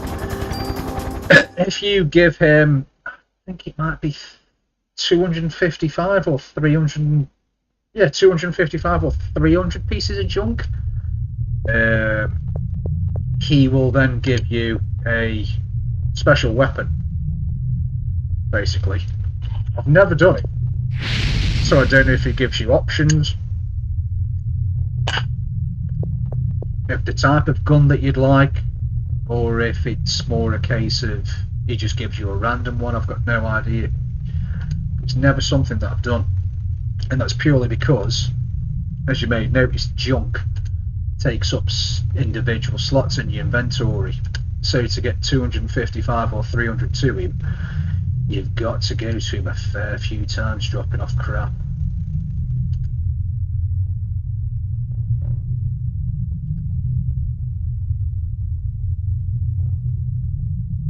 And if memory serves right, because when I was in the Chrysler Building, okay, I got a couple of pieces of junk off a few of the enemies that I killed.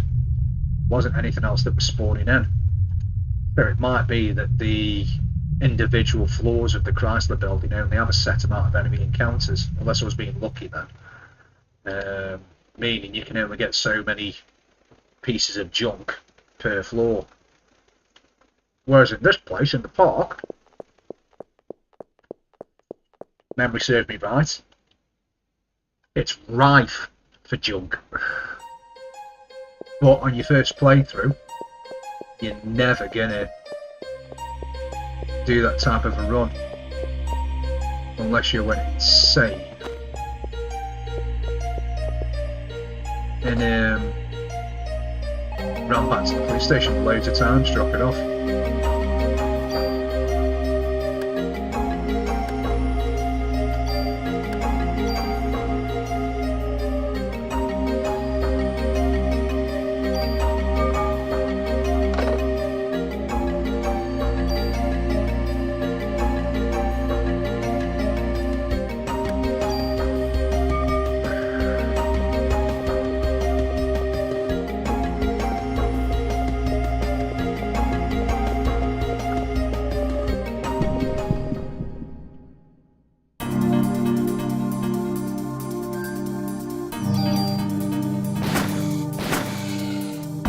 Whoa, that's a lot of snakes.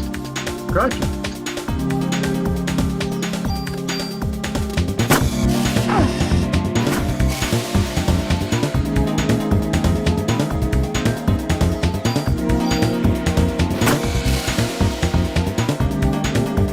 I do remember reading something on Game Facts a while ago when somebody first started doing the EX mode, and they were saying they were getting absolutely battered. Oh. Now the snakes will poison you, which can really be a massive pain on your health this early on in the game. Fortunately, because I've got the resistance to poison in my armour, that's going to go in my favour. But then if I'm picking up that many medicine once, that's going to be a pain for picking up junk.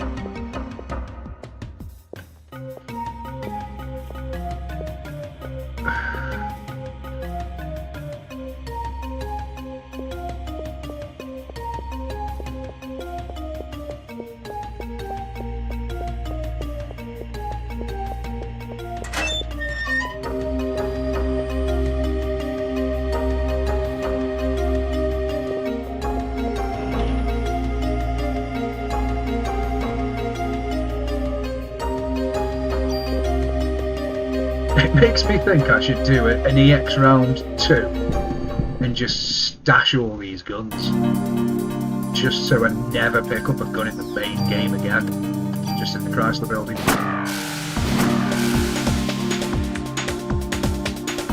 I've got one up after this.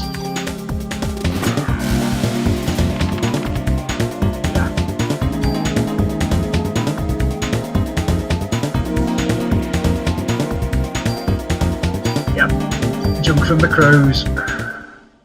Well, crows, magpies. Make more sense if they were magpies. Because magpies were just attracted to junk and crap that they'd pick up and take with them to the nests, if I remember right. Is the old fixed-wife-tailed myth thing.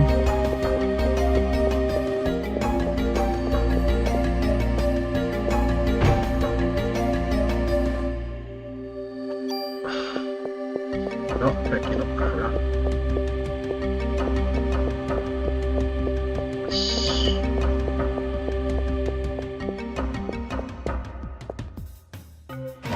Thank you. You need a key.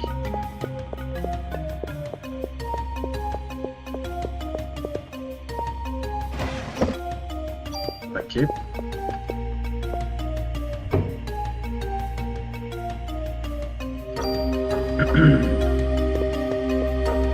Now I am picking up what basically I would call crap at the minute.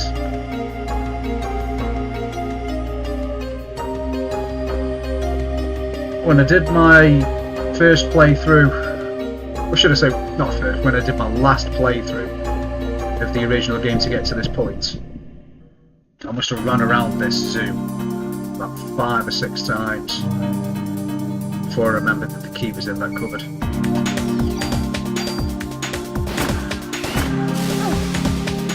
I'm happy with that. While we're still holding it.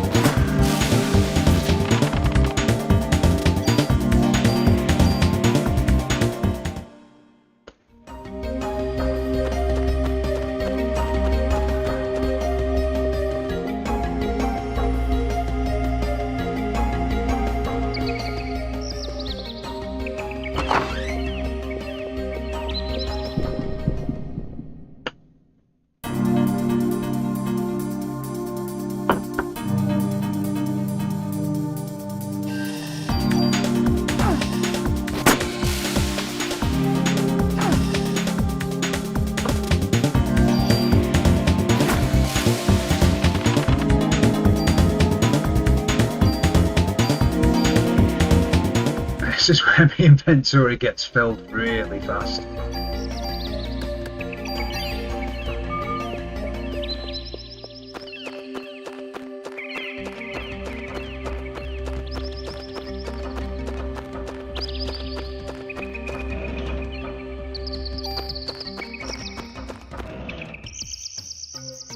Really?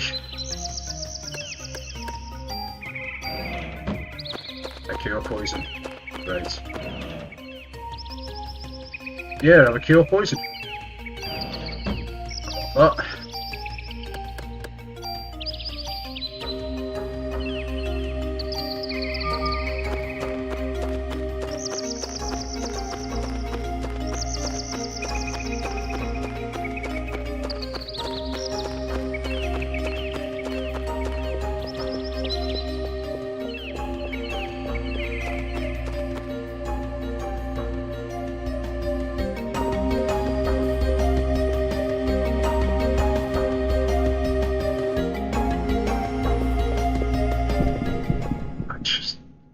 Gonna go for that chest then.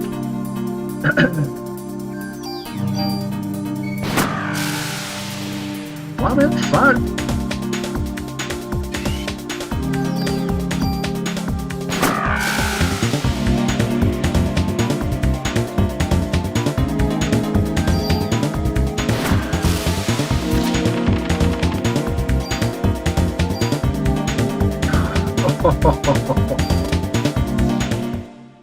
Oh God, don't do this to me.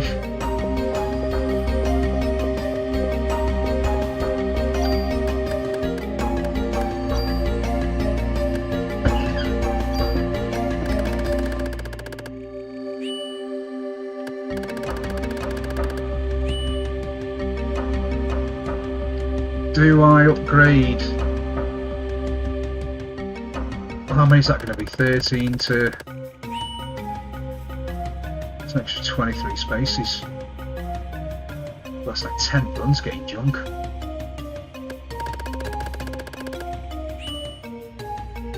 I do need the extra inventory space with the amount of crap I keep picking up.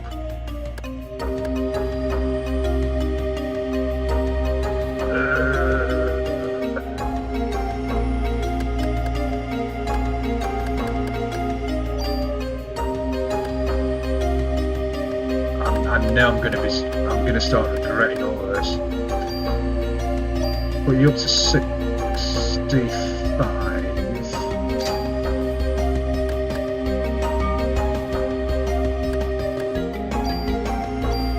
Put you up to 75. Bullets don't need it. Range is doing me good at the minute.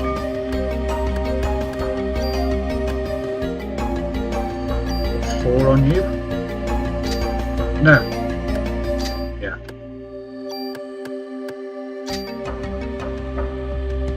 I feel like I'm doing a bad run already.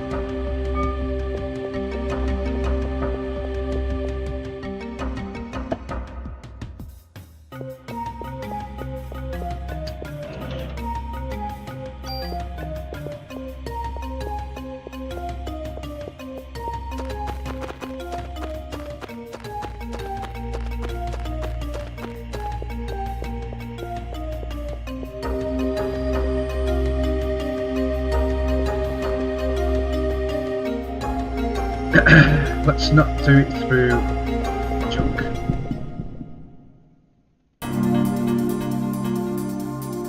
These bad boys points, if you ever remember right. Go for the middle one. Will I still do max damage on the one in front? Yes!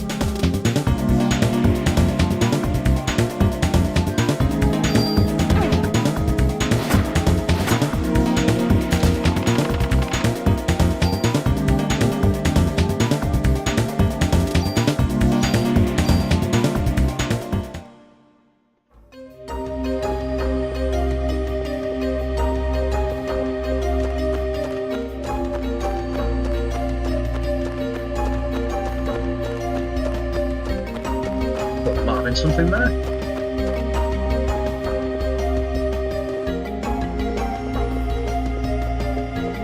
So that looks like a door.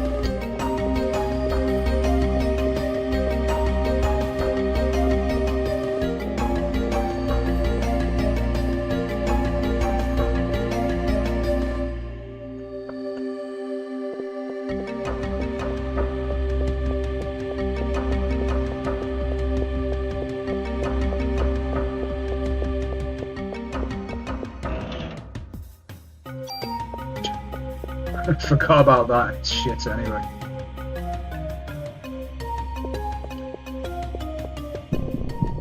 Now, if I remember right, if I go left, that leads me out of the park. Fuck you! Aim at the one at the back.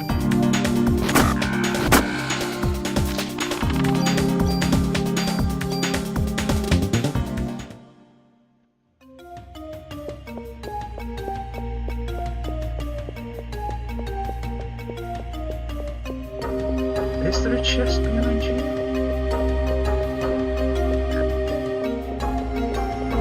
Just another monumental waste of time.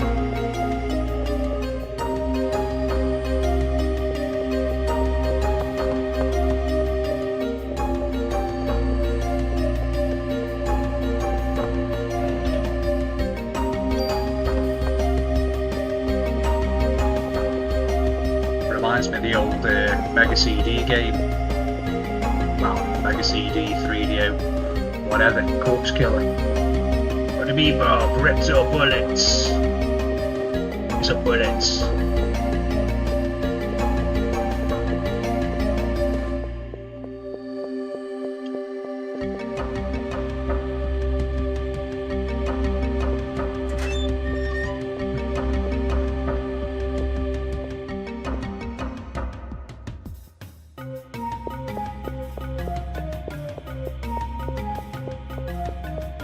Yeah, I can't go left yet. No.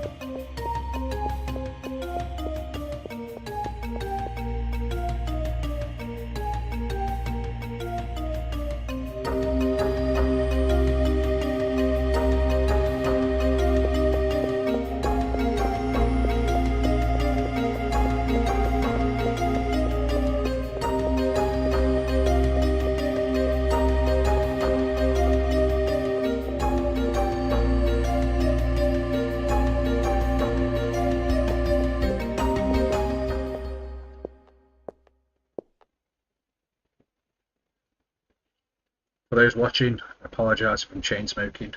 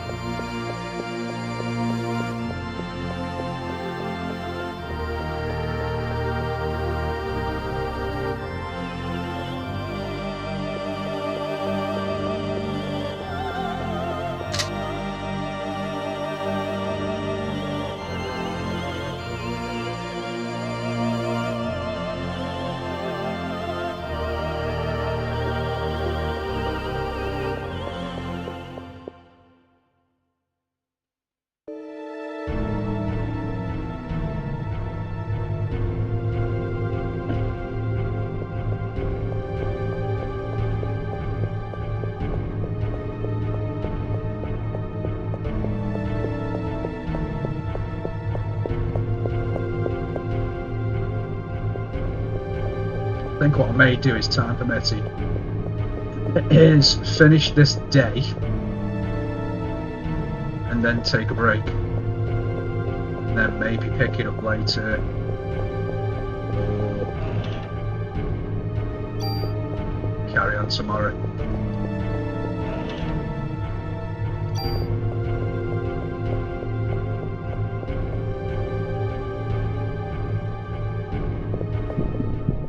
Polar bear. This is the only one that you find in the main game.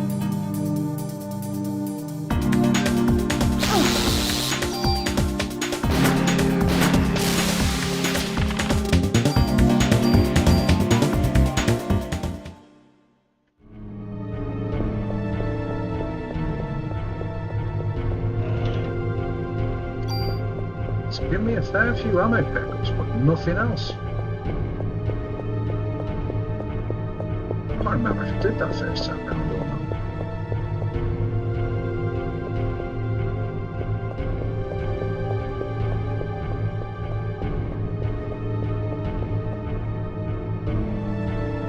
I just know there's a lot of yeah, she's gone down, so I'm gonna go left, obviously.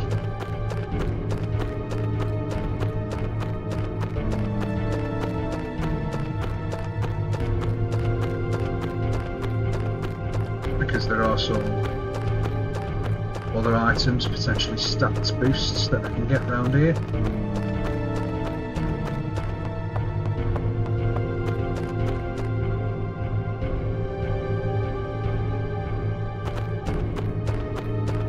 Either that or it's just going to be loads of chests full of junk.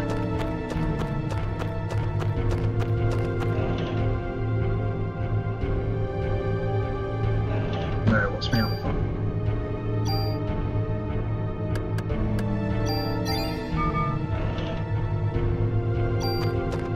Give me loads of tools.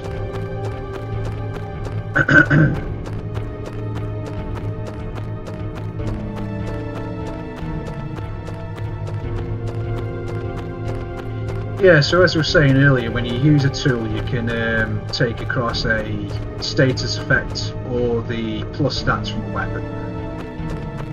You do also get something in the game that's called a super tool, which are very rare and only appear in certain locations. I think in certain fights with a very low percentage. But basically a super tool, not going that way. Super tool will allow you to take an attribute from a weapon or the statistics from a weapon, but not lose either.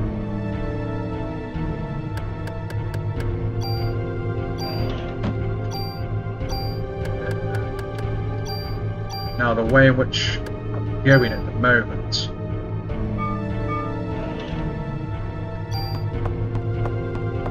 the super tools might be a useful thing to find, especially if I do end up scrapping the weapon and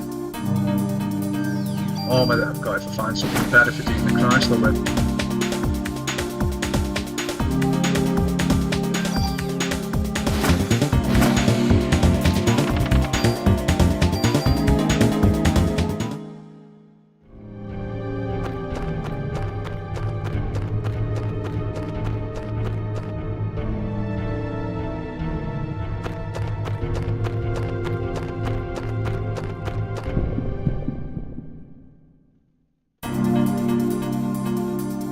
Oh, it's another polar bear.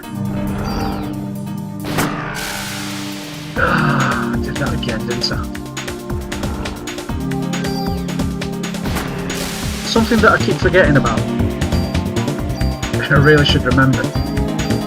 When you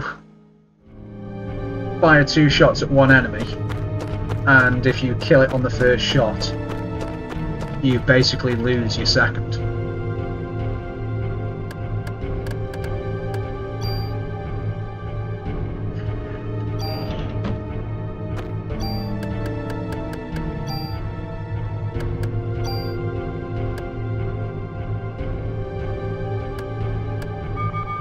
I'm not going to start wasting tools yet, but I'm considering using a few just to, rather than just saying that, you don't get that many weapons with decent stat boosts. It's normally 2 or, well, 1 or 2 that I've seen on regular playthroughs.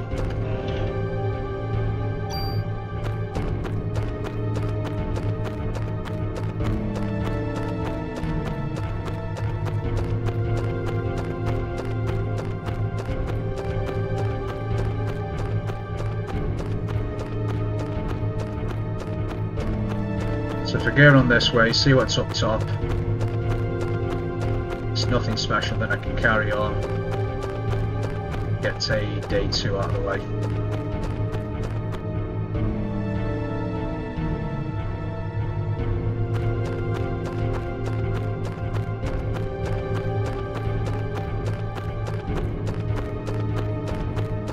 I've been here, I think. Let me do a lap round here.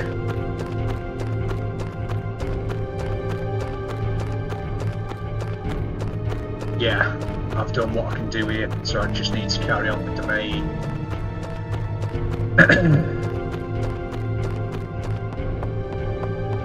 What?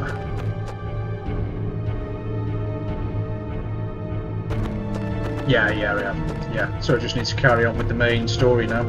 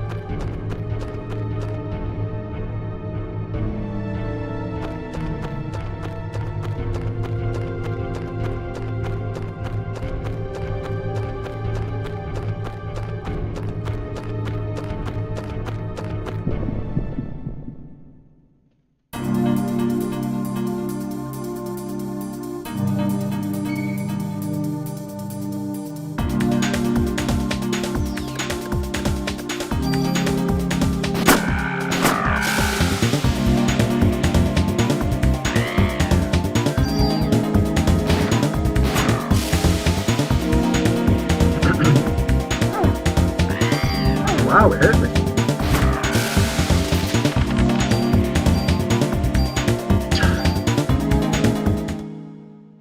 And as I was saying, 5 pieces of junk there, but the idea of running around here and getting 300, it's just mind blowing. But what I can do instead.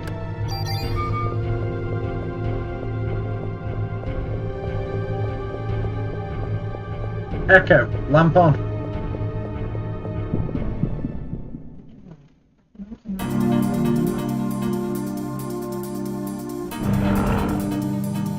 No.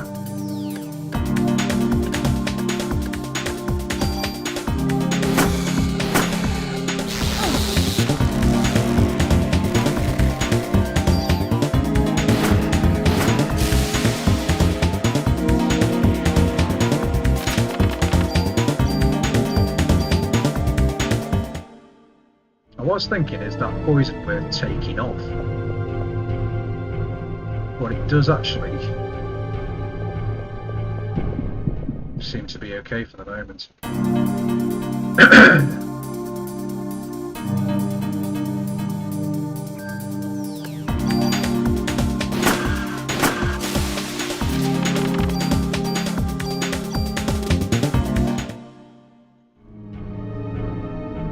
On my first playthrough, on the last playthrough, there's a gun that you get so far into the game.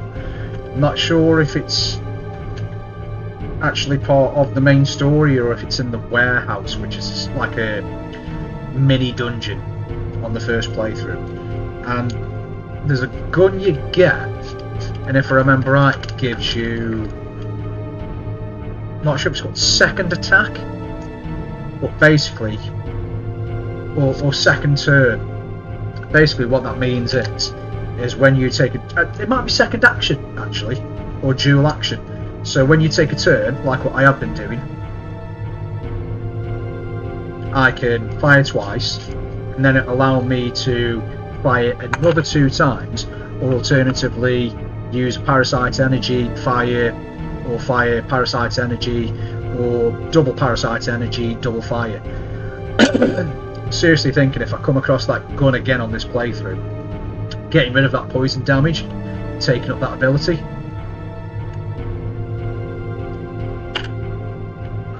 If, and I'm not sure if you can do this or not, if you can trade out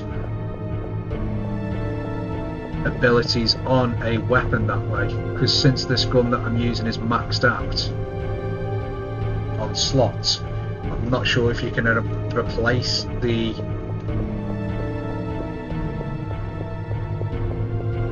abilities that way. It's been that long since I've played this. What have I come up here for? It's nothing. What, there was a chest?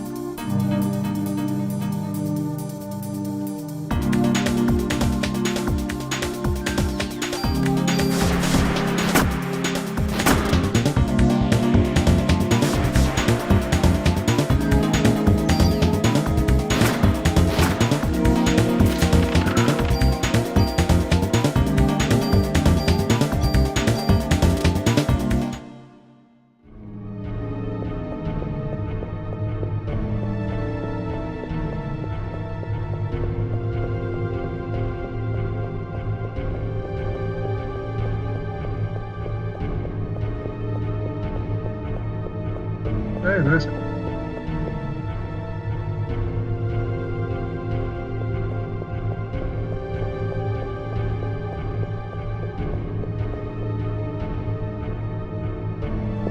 There's 2 chests here then.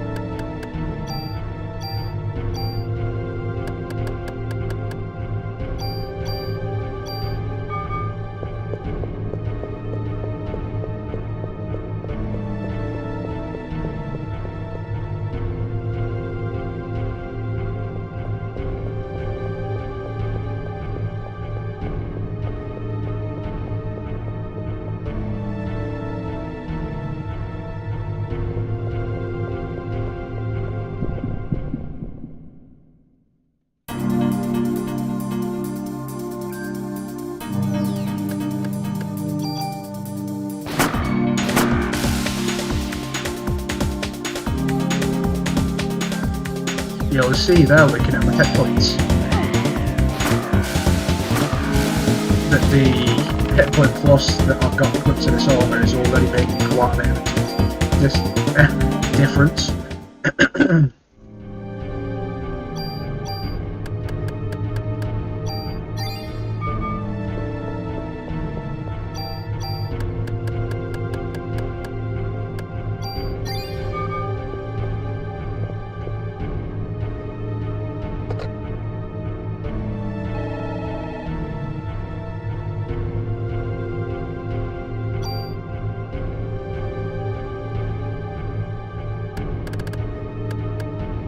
Wow.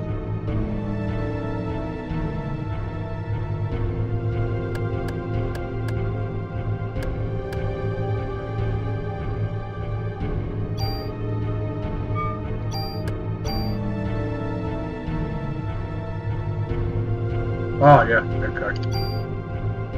So my original playthrough, at the start of day 3, I was level 14, 181 hit points, 2 hours 12. Moment on 2 hours 7, level 13, 200 hit points. So you can see the difference that that hit point plus is making. And obviously taking longer because I'm talking shit at the same time.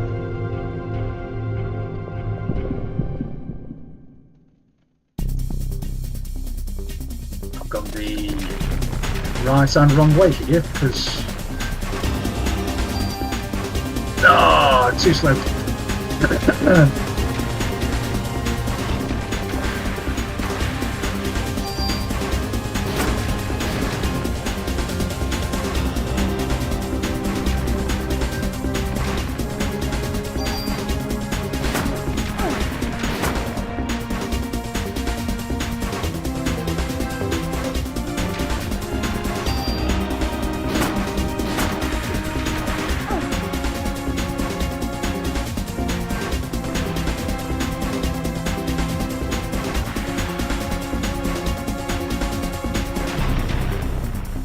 let the other two go.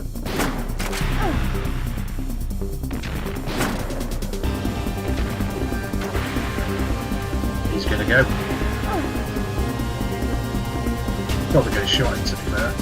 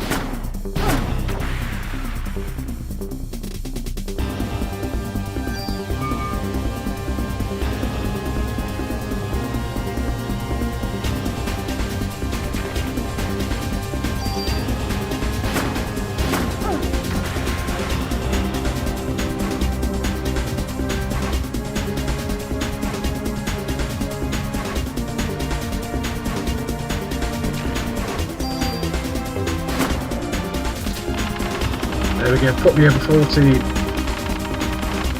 15, come on.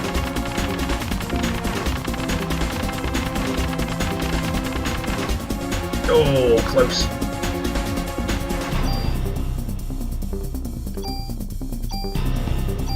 Oh, I'm not leaving any of them spare.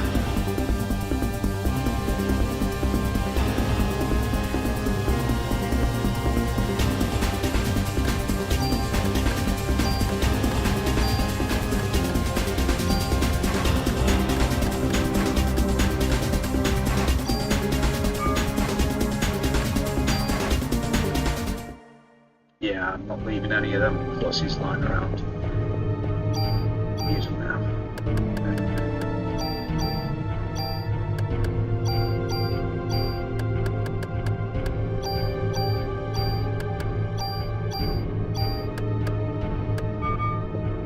And what we'll go and do is check out that side path.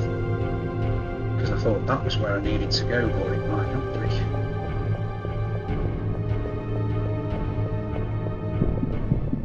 Side path that doesn't exist. Fair enough.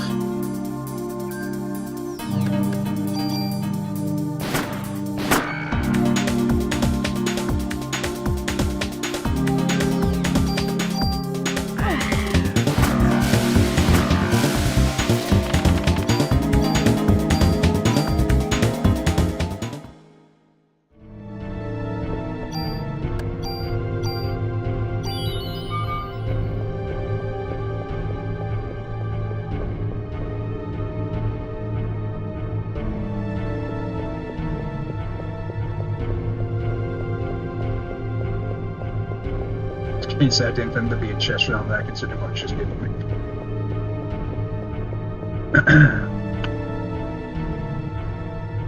Shall I carry on?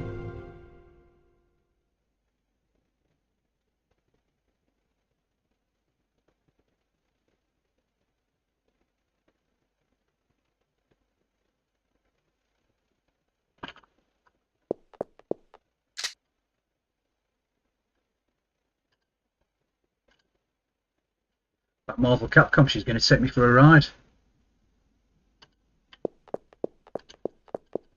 What planet would you agree to do this, though? Yeah, I'll get in a horse and carriage with you. And then decide to stay in it whilst it's on fire.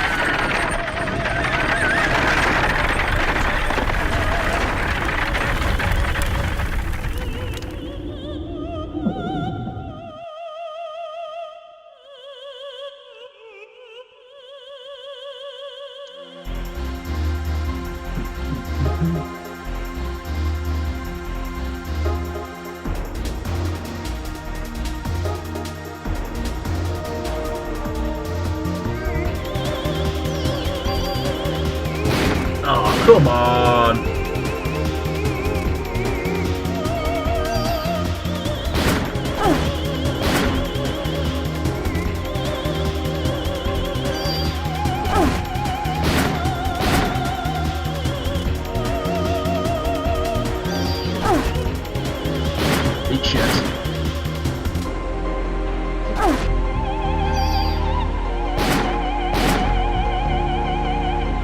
That's it.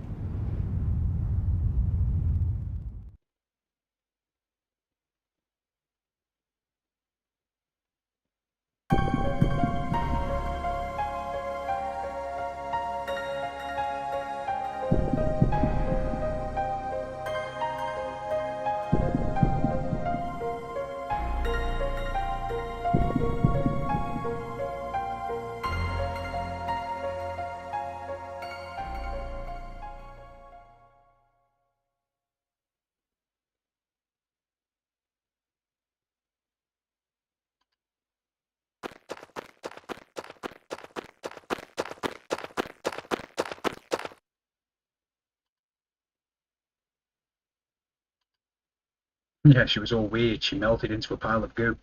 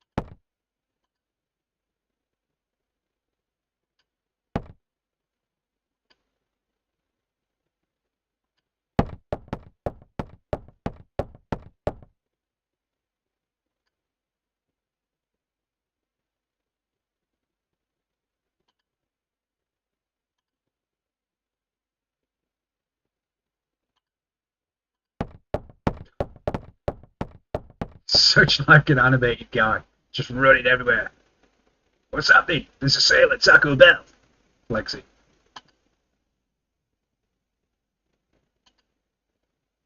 It's Amazon Black Friday. Chief, I'll be back in a bit.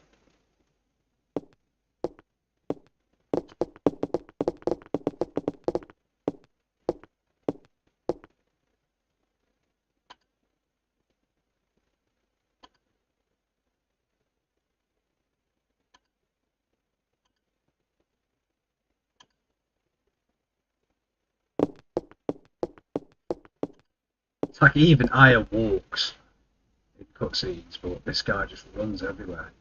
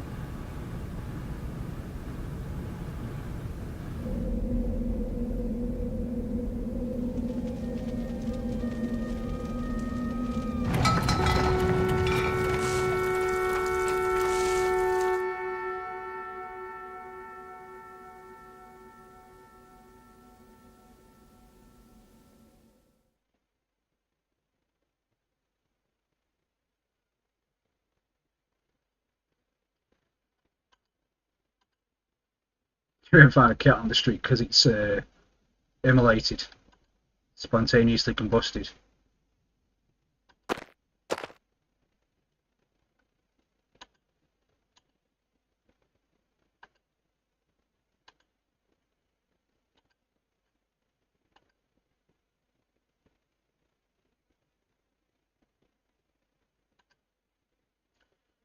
Racism in the 90s.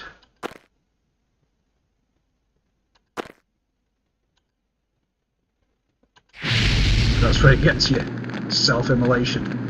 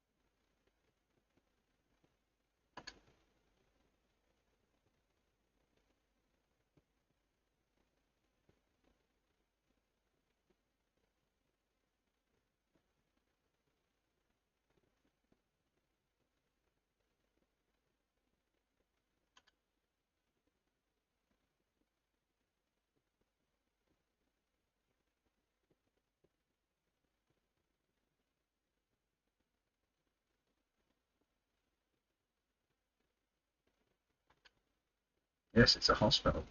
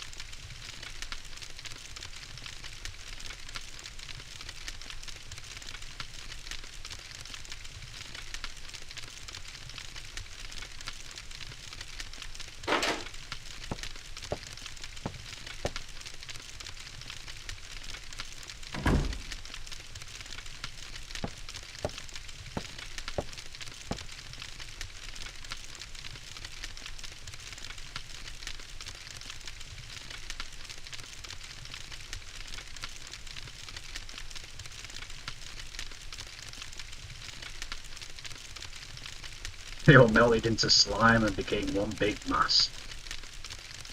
Became the slime from Ghostbusters 2.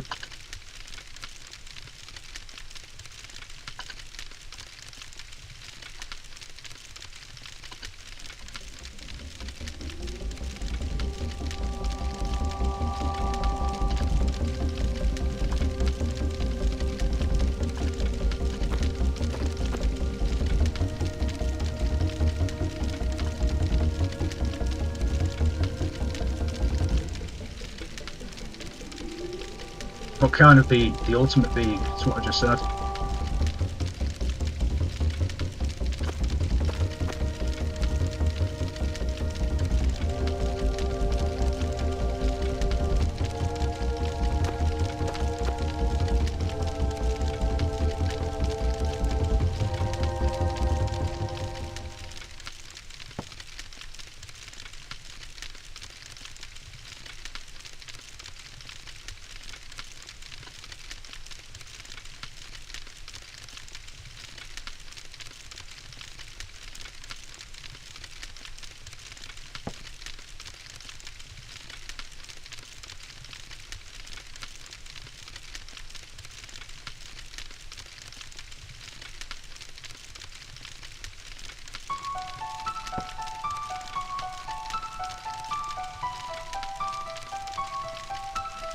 Kill you all.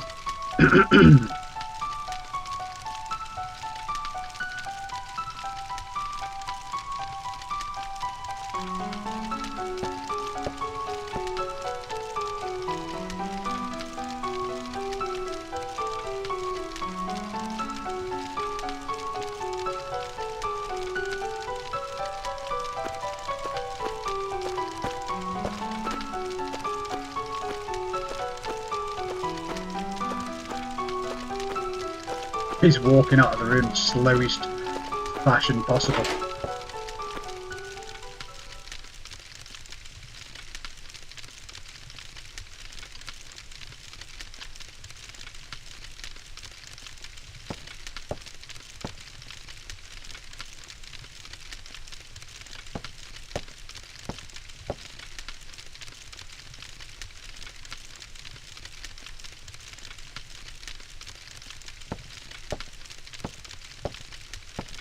Fortunately, they didn't make him run through the door like every other time he's been on screen, because that would have just been comical. I'll always be by your side, don't ignite me, then legs it out the door.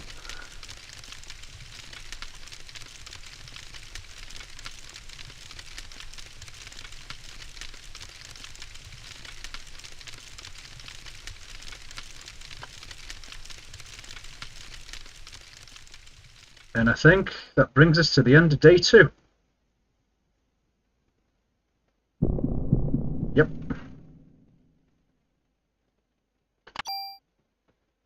Another £2,000. Oh, actually, no, I think it was 1,500. It might have just been 1,000, actually.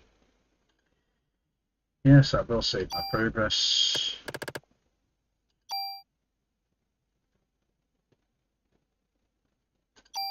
Okay. So I'm going to call it here for the moment. Whoever's been on the stream watching with me, thank you for your time. I will be picking this up again. If not in a couple of hours, I'll probably be back online tomorrow. Get a couple more days out of the way. In like I say, when we get to the end of day 5, that's when we'll look at tackling the Chrysler and see how bad that can get. But yeah, thanks everyone, and I'll catch you on the next one. Cheers, bye.